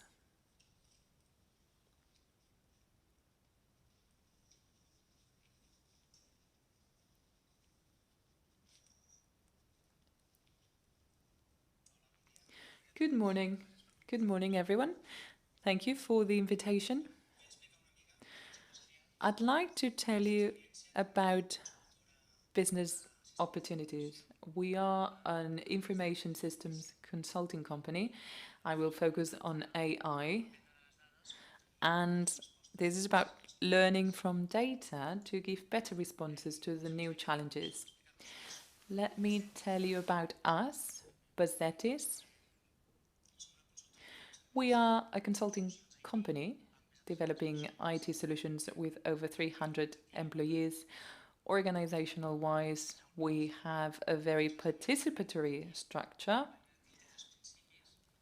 based on the self-management, the local decision, and distributed intelligence, also and the evolution of the purpose. We want to grow more and better, and we want to have a social impact on our surroundings. We are headquartered in La Pedrera, a very symbolic building. This is our headquarters. We have many more, well, 300, because we're all doing home office. What do we do? Well, technologically speaking, we have different areas. We really have everything: AI, data, projects, business intelligence. We have a creative advertisement agency. We also have a very big team of people developing data, mobility, cloud infrastructures. We have a small video games team, and then especially people who specialize in business and management, and a legal team. And sectors in which we've worked, well, nearly all of them: pharma, banking and finance, utilities, telcos, publishing houses, culture, media, retail. I'd like to highlight here public administration and the third sector. As it's been said today, the digital divide, especially in the third sector, especially with the pandemic, well, it has been aggravated. So we try to help as a company. Now, moving on. Learning from data to find better solutions. This is the main topic of today's presentation. I will just focus on 4 notions, and I will give you a series of examples. Some background information. Where do we stand? What is going on? We've seen some graphs throughout the morning. This is the trend. This was a projection for 2025 of the AI market in the world. This is from 2017, and I'm sure it didn't take into account the pandemic effect. We are quite sure that it has sped up the process. Another report by PwC from 2017, per economic sector, the different bubbles are the short, the mid, and the long term. The impact of AI, and of course the first bubble has been exceeded because it was 3 years. We are in 2021, and we've had a pandemic in the meantime. Why do we stand where we stand today? Well, it's a consensus. Data are an asset. The data sources have increased, and the data volume, and this is connected to the computing capacity. And there are libraries, open libraries and algorithms that have promoted this change.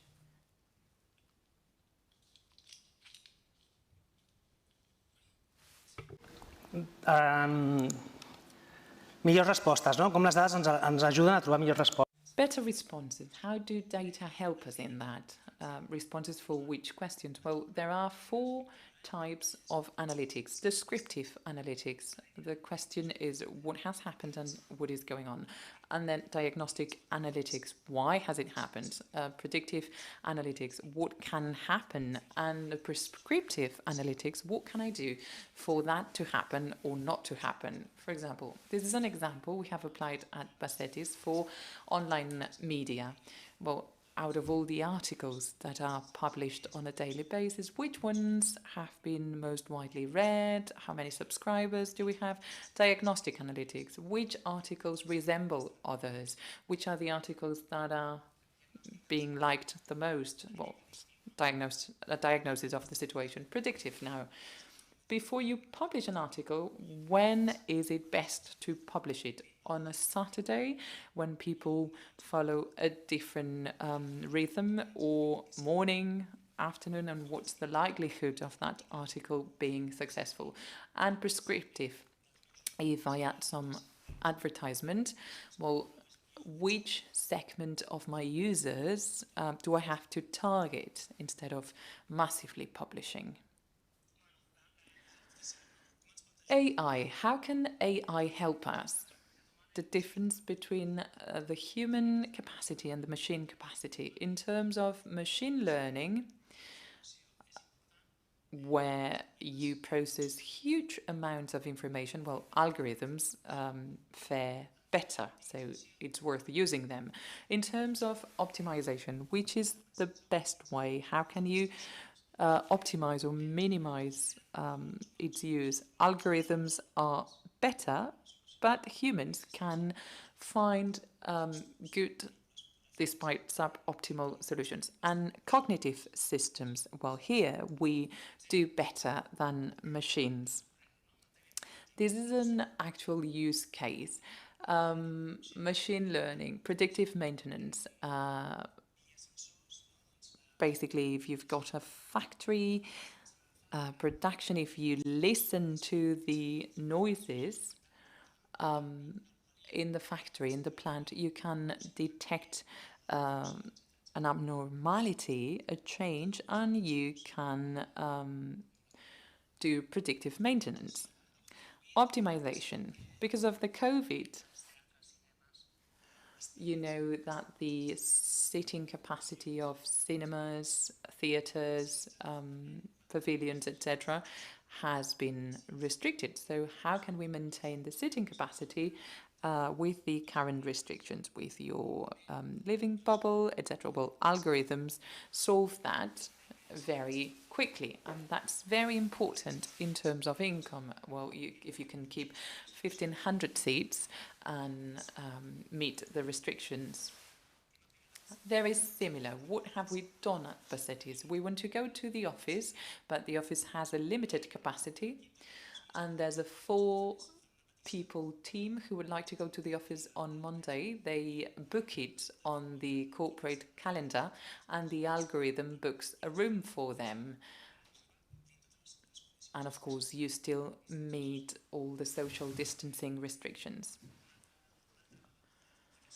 Another app that we've developed, Smart Routes. In this case, when you use the GPS, if you are walking, you will get the shortest route. It's a matter of optimization, but there are similar routes that are more pleasant. So why not? Or in terms of crowds, if routes are too crowded, well, give me an alternative to avoid those crowds and reach my destination. Cognitive systems, that's another app.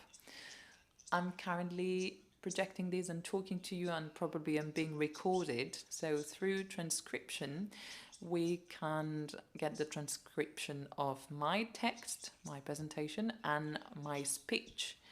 And not only that, maybe let's say that I speak for 45 minutes for you, and then you want to look up a term, a concept that I have mentioned, for example, pediatric asthma or children's asthma. Well, the app tells you in which part of the video you will find that concept.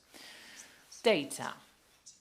Data can be of our own, or they can be supplemented with external open data or external private data for which you have to pay. Well, you don't really see that. Our own data. Well, for example, you have the Netflix algorithm that makes recommendations to you depending on your consumption. Well, the likelihood is higher for you to like what I recommend to you. Open external data to be able to foresee how many people will attend a specific game. I will take into account my own data, the history of games against that specific team on that specific day of the week and time, and then include weather data, traffic data to enhance my prediction. And then private data. Here we set up an engine, a search engine for rankings.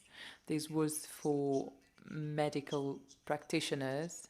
These were specific medical and biomedical papers, some of them public and some of them private, to end up with the best results. As for data, not all of them are alphanumerical data. We've got text, image, video, and audio. Structured data, this is a use case. We've got accelerometers in these boxing gloves, and we want to classify, so basically foresee which hit will be delivered during training and whether you performed properly or not. Text, well, you can get to know the topic of a paper, summarize it, and know whether it will be liked by a user. Image and video could be applied today. If I was recorded and we were recording the audience, we could identify the faces and know whether you're paying attention or not. So we could have a feedback at the end of the session about today's seminar. And audio, well, a smart home, you've got a series of sensors which can listen to the noises, music, advertisement, and determine whether there has been an accident and set off an alarm. Thank you. We'll now hear from Felipe Carvalho. He will talk about digital identity. He will speak in Spanish, but he understands Catalan perfectly. He's been able to follow the session this morning. He develops digital versions, digital copies of paper-based documents. Good morning. I will present in Spanish, even if I lived here and I understand Catalan, but that was long ago. I want to talk about a topic that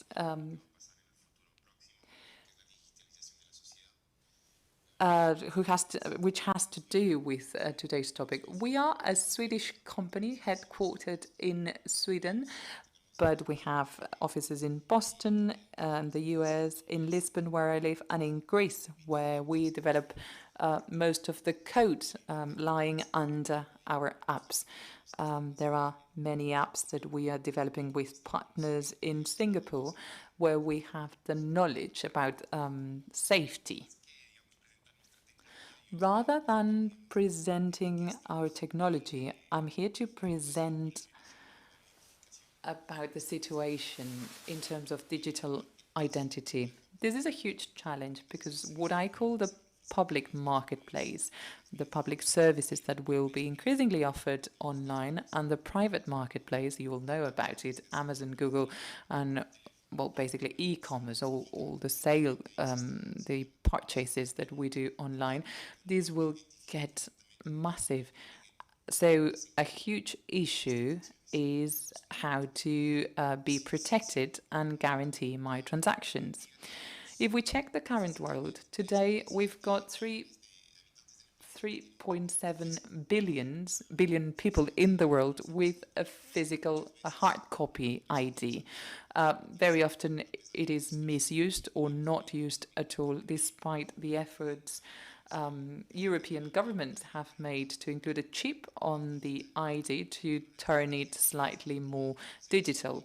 But this has been tested in Estonia, and the necessary structure to make this chip or e-ID work is too complicated, because this has to be managed by public authorities that are still living in the past. So this happens in the public administration, that it still works with printing press concepts, and this hasn't really changed because the organizations that issue banknotes in Spain, US, European are the same ones that are trying to make digital or e-identity work, and they will not be up to the challenge because they are not familiar with the new concepts.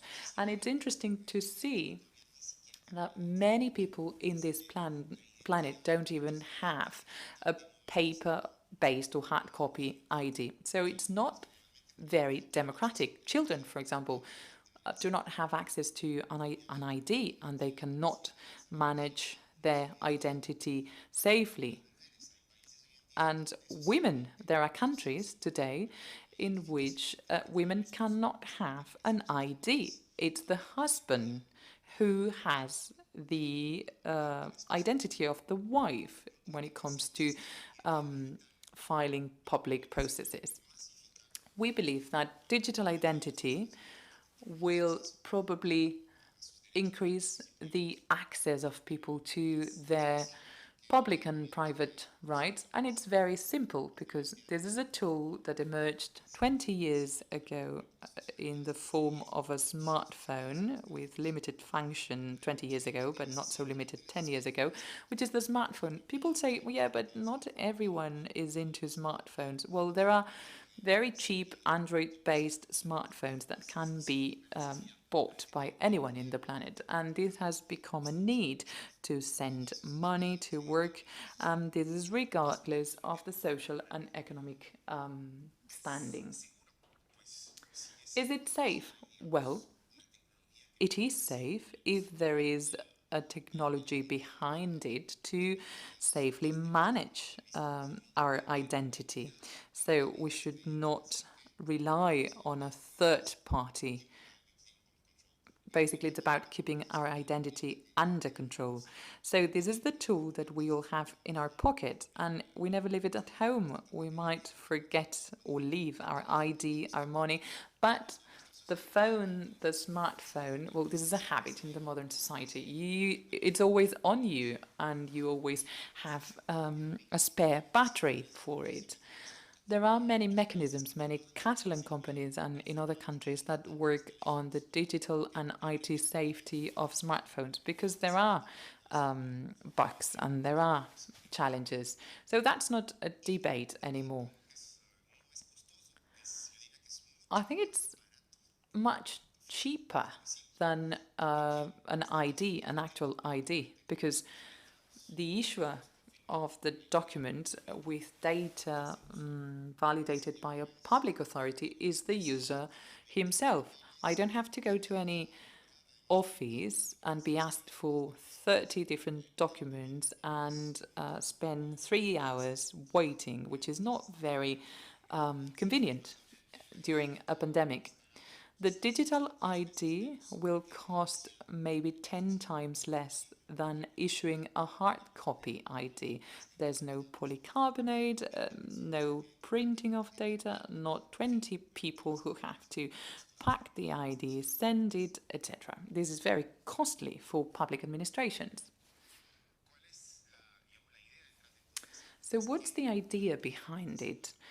We need to democratize digital identity because it will be required everywhere. And it's the only way for me to certify who I am when I use a digital service, and making sure that no one is using my own data. Everyone's talking about GDPR, but I'm still at a loss when it comes to accepting or accepting the cookies of web pages. I think that the mechanism could be simplified. Are you over 18, under 18? Would you like to accept or not? So the digital identity has to be accepted everywhere. And so if I travel, my digital identity has to be valid, not only in my country, but everywhere. And this has to be based on standards. So you can really use your digital ID everywhere in the world. removing language and administration barriers without having to give up on your rights and having to share all your data. This is a key element. Basically, we have to minimize data since I'm sharing my identity, but only the tiny part that I need to show to use that private or public marketplace service. I don't have to share with you if I'm a man or a woman, where I live, if I am HIV positive. And this is only to, for example, enter a pub at night to prove that you are 18.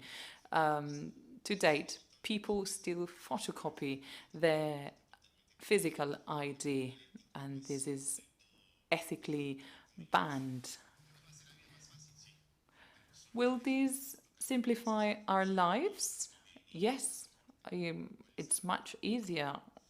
I will not need my driving license, let alone all the passwords that we need to use to access sites, except for young people. Memory gets worse with time. It has to be available around the clock, and that's important as well.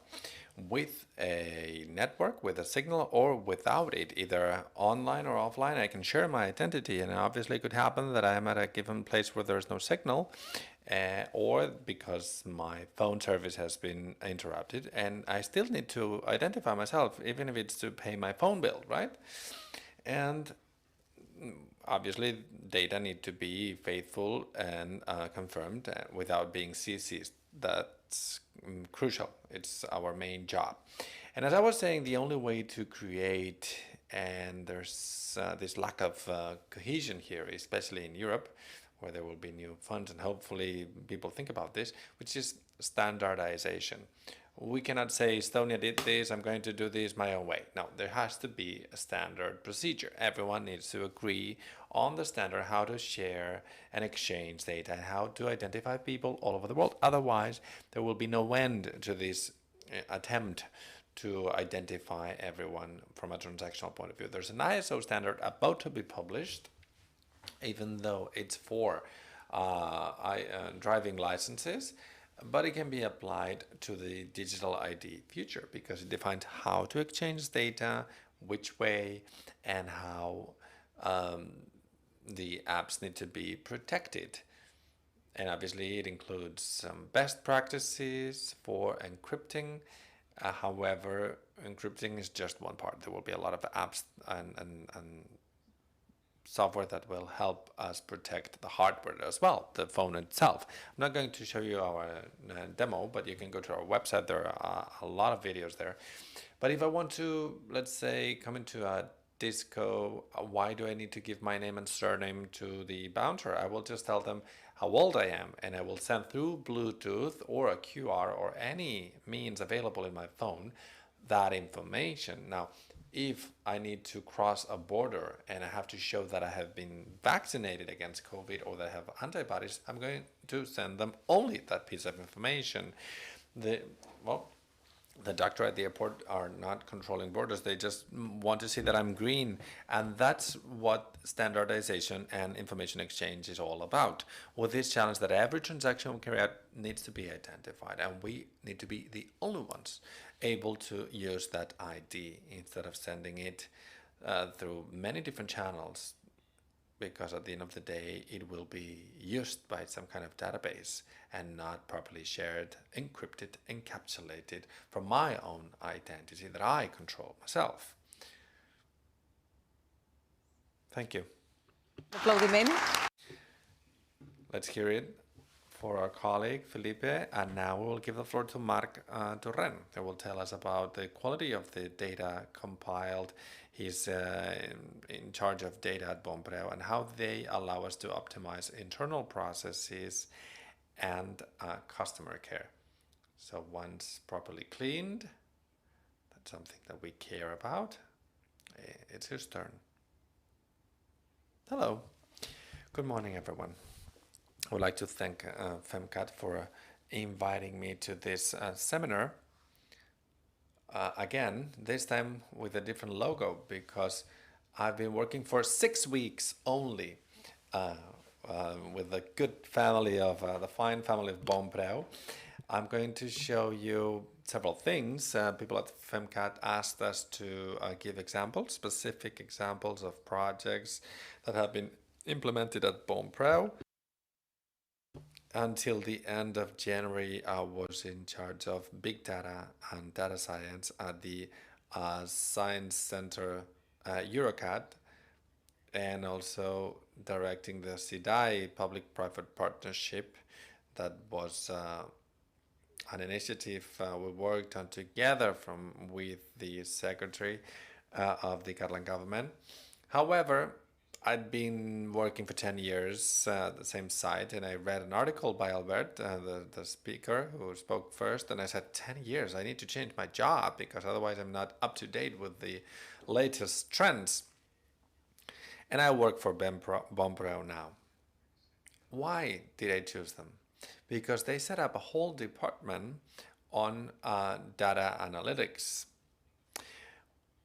So does this mean that Bonpreu was not using data to make decisions? They were, and successfully so. They're a very successful company. I'm going to show you some of the data that I consider to be relevant, because this is a presentation I prepared myself.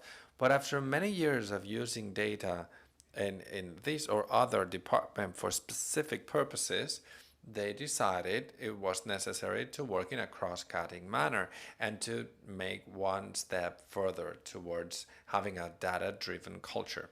So what I'm going to show you now is just a list of numbers and examples to help you think about what I've experienced in the past few years about some key aspects of ensuring a data-driven culture in organizations. Here we go. Now, figures about Bonpreu. Turnover last year, obviously thanked by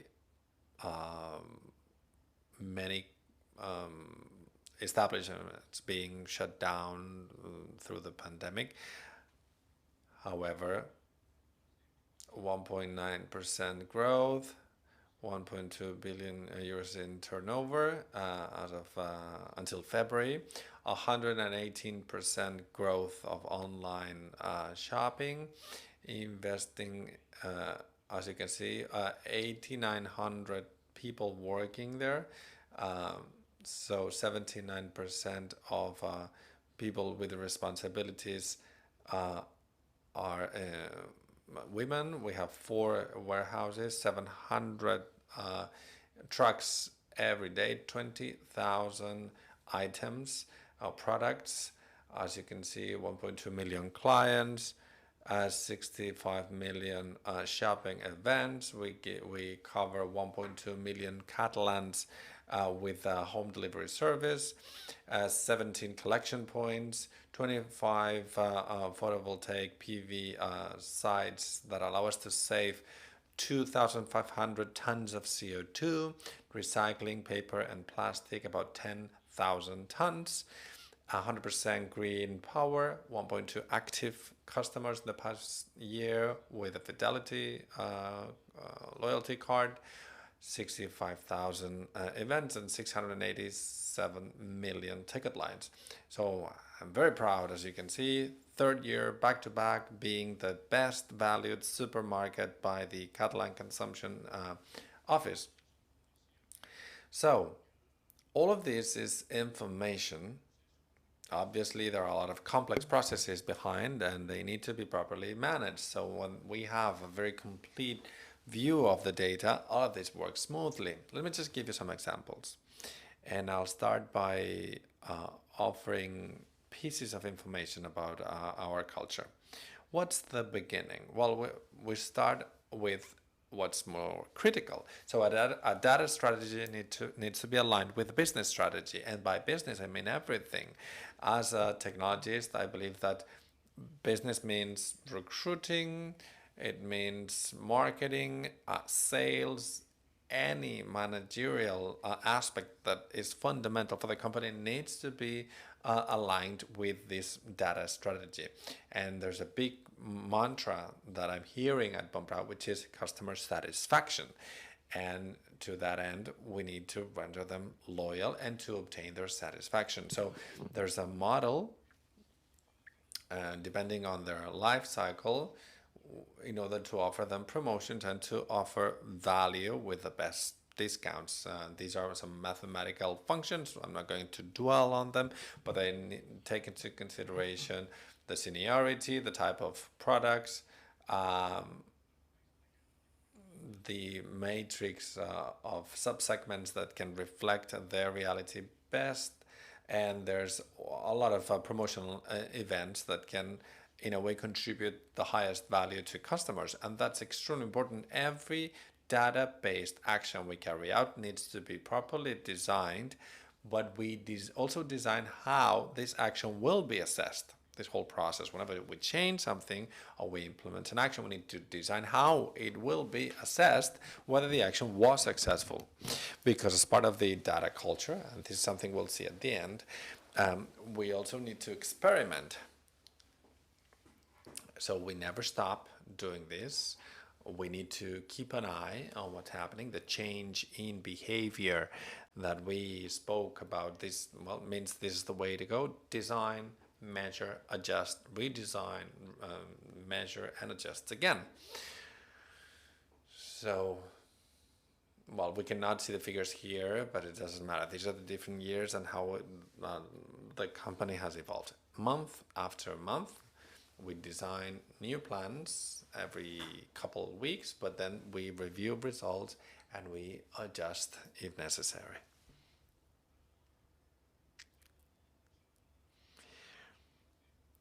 Let me give you a second example, which is about pricing. Following up on our customers, we need to be competitive in terms of price. And I can speak about several things that were mentioned by my colleagues. External data. Obviously, we have our own pricing policy, but we benchmark with others. So we're using an external tool called NetRivals that has spiders that crawl and pick up 12,000 products from other suppliers in the country. And the tool itself uses AI techniques, because on top of the EAN, which is the number code, we don't always have it, so they base this on the description and the picture. So we try to compare ourselves with other supermarkets, not only with private brands, but also in terms of our own brand, those that are comparable. So accessing this little description of all products can also be very important. This is just a screenshot of how it works, but it's a weekly process with an automatic pricing proposal that is manually validated.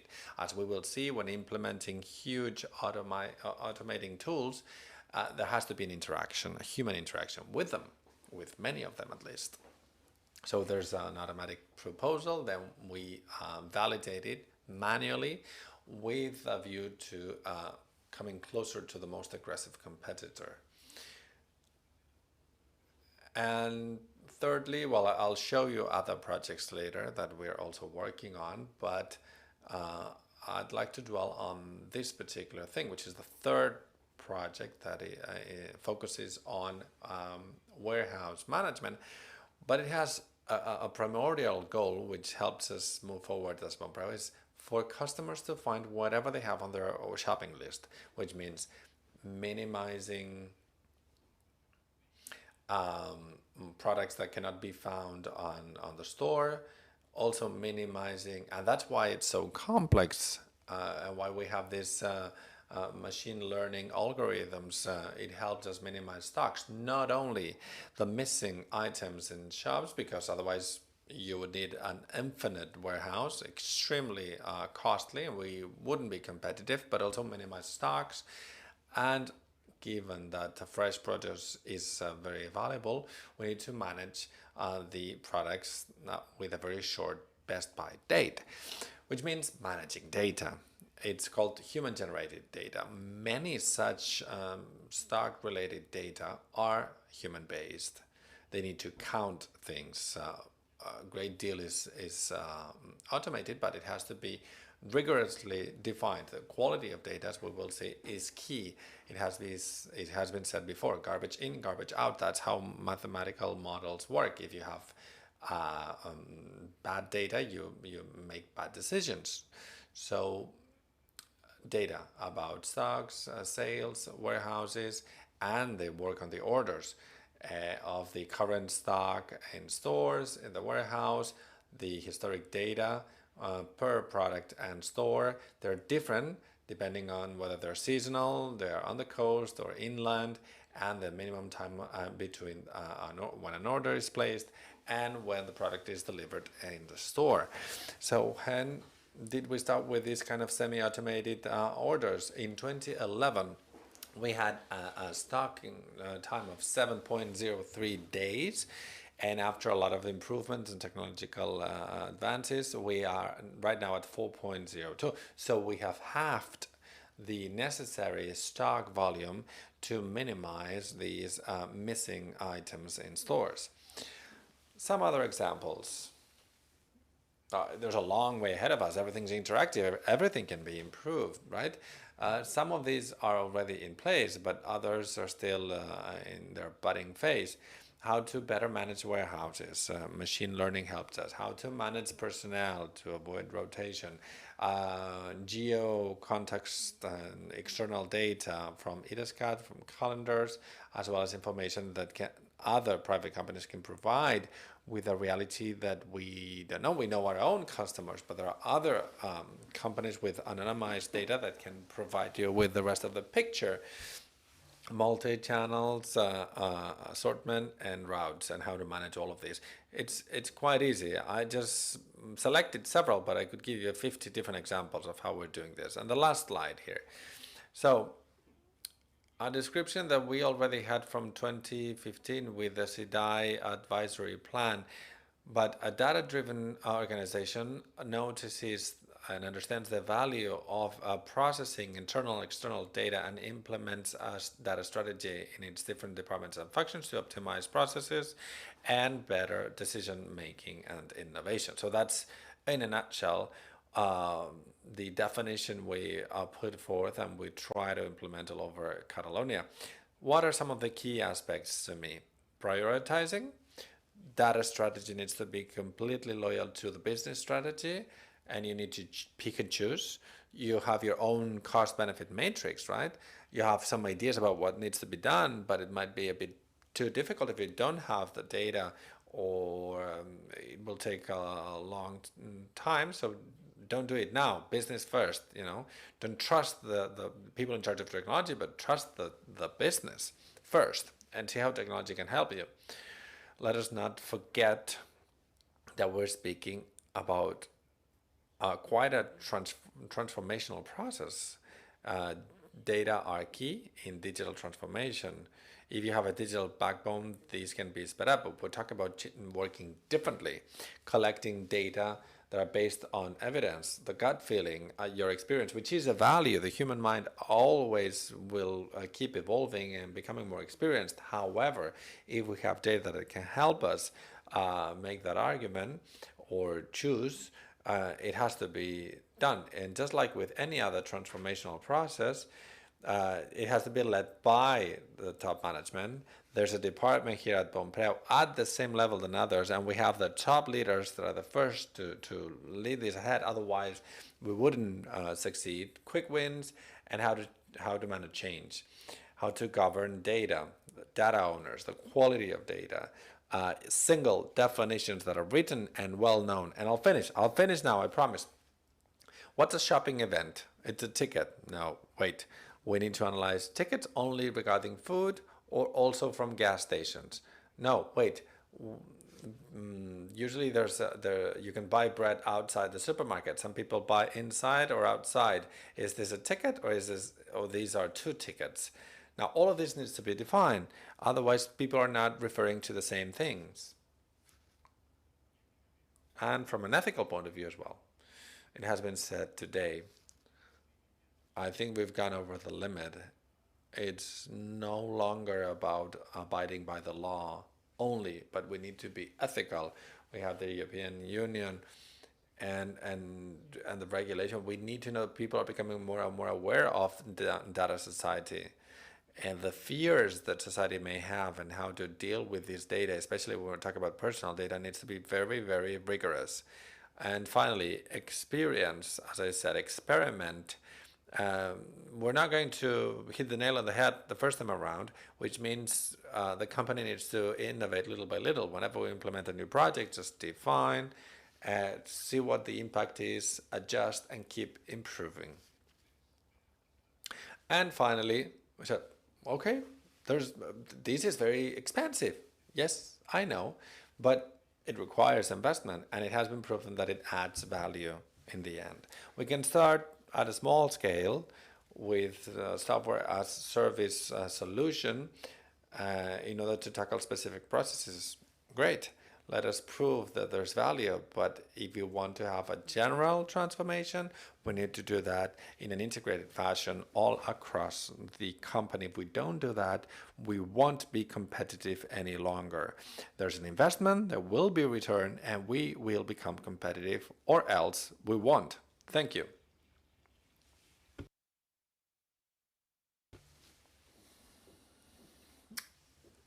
Okay, so digitization as a need for the company to adjust to the new times and to become more and more competitive, aligning this with the company strategy and the need not to be afraid. Is there any question in the room or online? Because we have a certain delay. Yes, Carlos again. Felipe.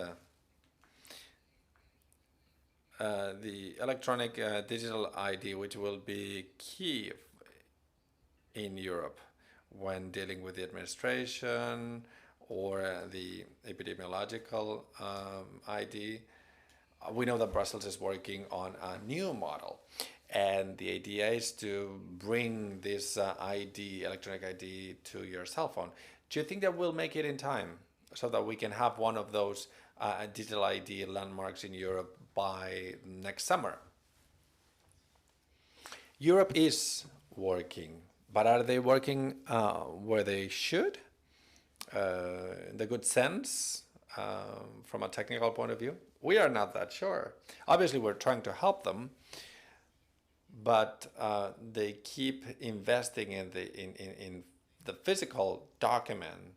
They asked countries to have an ability to have a chip inside our ID. In Spain, we've had it since 2015, but others only have a contact chip, so they cannot travel with their ID. And they're still in the times of the printing press. That's what they think about, for many different reasons, because every country has its own printing press, obviously. And regarding your second question, I do not think they will be fast enough if they do not legislate and come up with a digital ID standard, but not the digital ID that they are telling us. I mean, that exists already, but for them, this is just an ID, a password, and that's it, and it goes well beyond that. So I believe that there's a huge task ahead, and we as a company will do our best to keep supporting that initiative. But obviously, you need some kind of business clusters at every country showing that they can work with this kind of digital ID with the right technology, and to do that evenly so that it's valid all over the world. But that's why we need standards and electronic safety and security, which has been the case in the banking industry for more than 2 decades. Secondly, this healthcare passport. Well, I'm afraid there will be a healthcare passport, but it will be a Frankenstein of different shapes and sizes. Some of them will have a QR paper, some countries will have a digital certificate or a card, and I believe that it will happen as it happens today. A doctor will do his or her best to read a healthcare passport in many different languages that will be easily falsified. Why? Because they didn't start working on it systematically, saying, look, this is the standard. It will be an app. People will carry it on their cell phones, following a standard, and only the certification for their vaccine or immunity will be exchanged. That's it. But that's not very clear. They keep announcing these kind of things, but I think that there will be a lot of disarray. And I have seen this in how they've managed the pandemic. So the way they manage this passport, over the short run, there won't be any international solution. But that's my take on it. Okay, so with this very compelling argument, we move to a different topic. Thank you, David Ferrer. Another question for Mr. Carvalho. With Carlos' question, I was surprised by your answer, because I know that the European Commission is working on a project called the European Blockchain Service Infrastructure, and they're working on that identity. I'm sorry, I was speaking Catalan, I'll switch. And I know that this project is already moving forward, and it will be available for countries and regions and institutions. So there will be a European standard for digital ID, or a basic one with a European infrastructure that will help us become a digital single market, and maybe mobility as well. Be that as it may, the way you explained it, or the way you answered this question, speaking about this vaccination passport, I'd like you to answer, because now I'm confused. What do we mean when we talk about digital ID? I think we're mixing the core digital identity, our basic ID, with credentials. And I'm saying this because digital ID can be very expensive. All of the attributes of a given person can be there, but that's not what we mean, right? Or is it? You're right. They're not speaking about digital sovereign ID, which means a verified database, as if this were a physical document, but in your cell phone, which can be used for this healthcare passport. They're giving a lot of leeway. So they will have a sort of certified healthcare passport. Someone will certify that the information there is truthful, and that's it. They're not saying that any institution, such as the healthcare department of Catalonia, let's say, they will certify healthcare information in our ID. They will say, yes, this person is in my database, and then the lab will be able to interact with the person to give them the credential to fly at an airport. But that means there should be a procedure in place. And that's what the decoders are at stake. Who are going to implement the vaccines? Is doctors, hospitals, labs? So once again, they're skipping a link in the chain. They're speaking about a digital ID as if it were a digital signature for information. That's not the case. And in 5 months, it would be a miracle. It would be a first at the European Union. If that's the case, so much the better. But I think there's not a lot of time, and ambition is high. That's my opinion. I'm not sure if I answered your question. Anyone else? Yes, well, there's some heated discussion. In the first roundtable, we saw some examples of public policies, and now we're moving towards some more company-based examples. So any of the speakers could maybe react to this.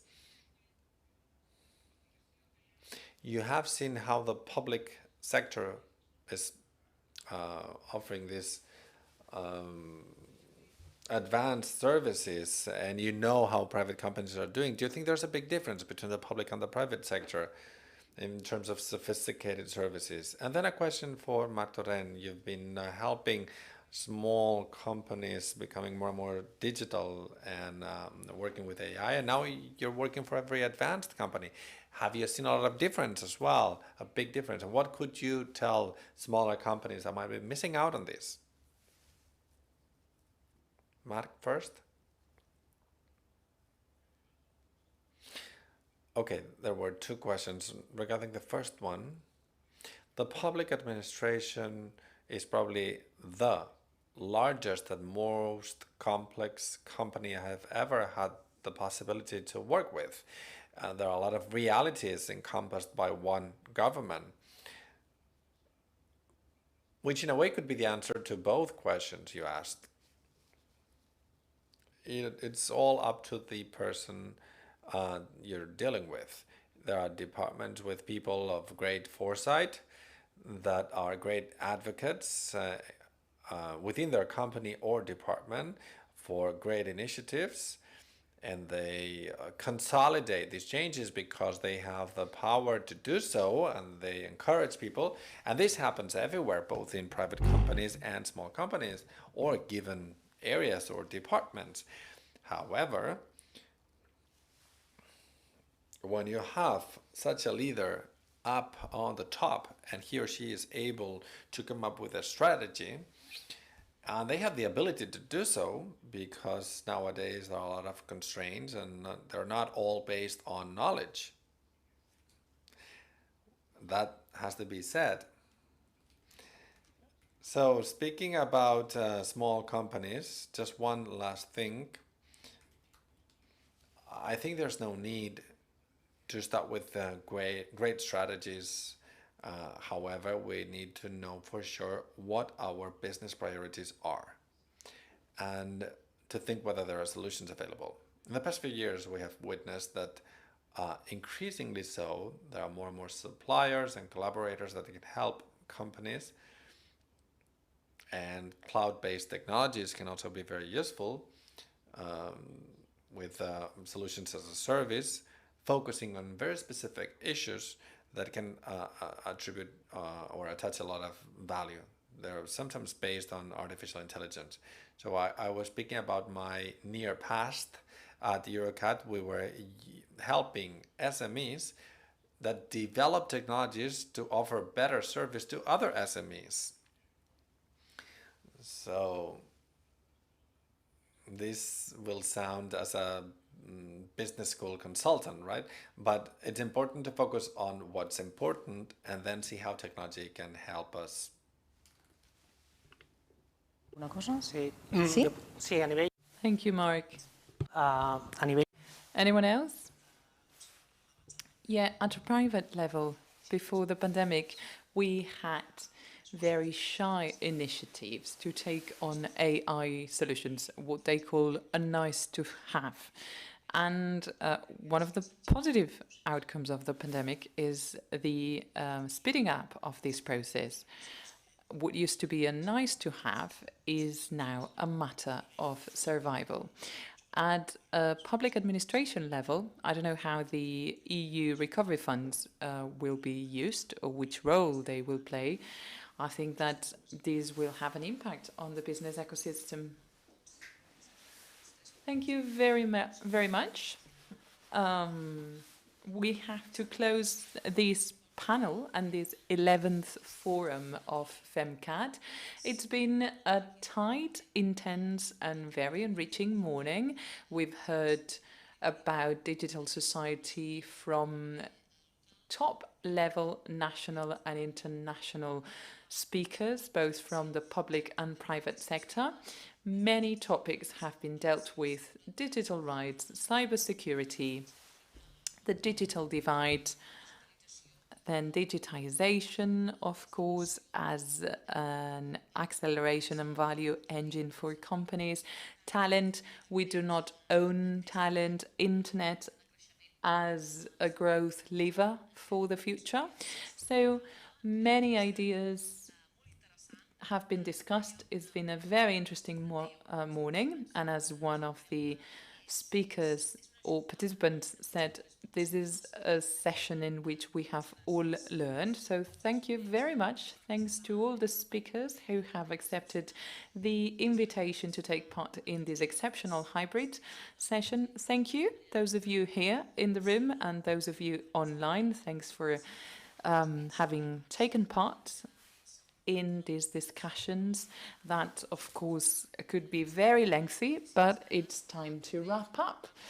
And of course, we can't wait to meet again in the next FemCat forum. It's been a true pleasure. Thank you very much.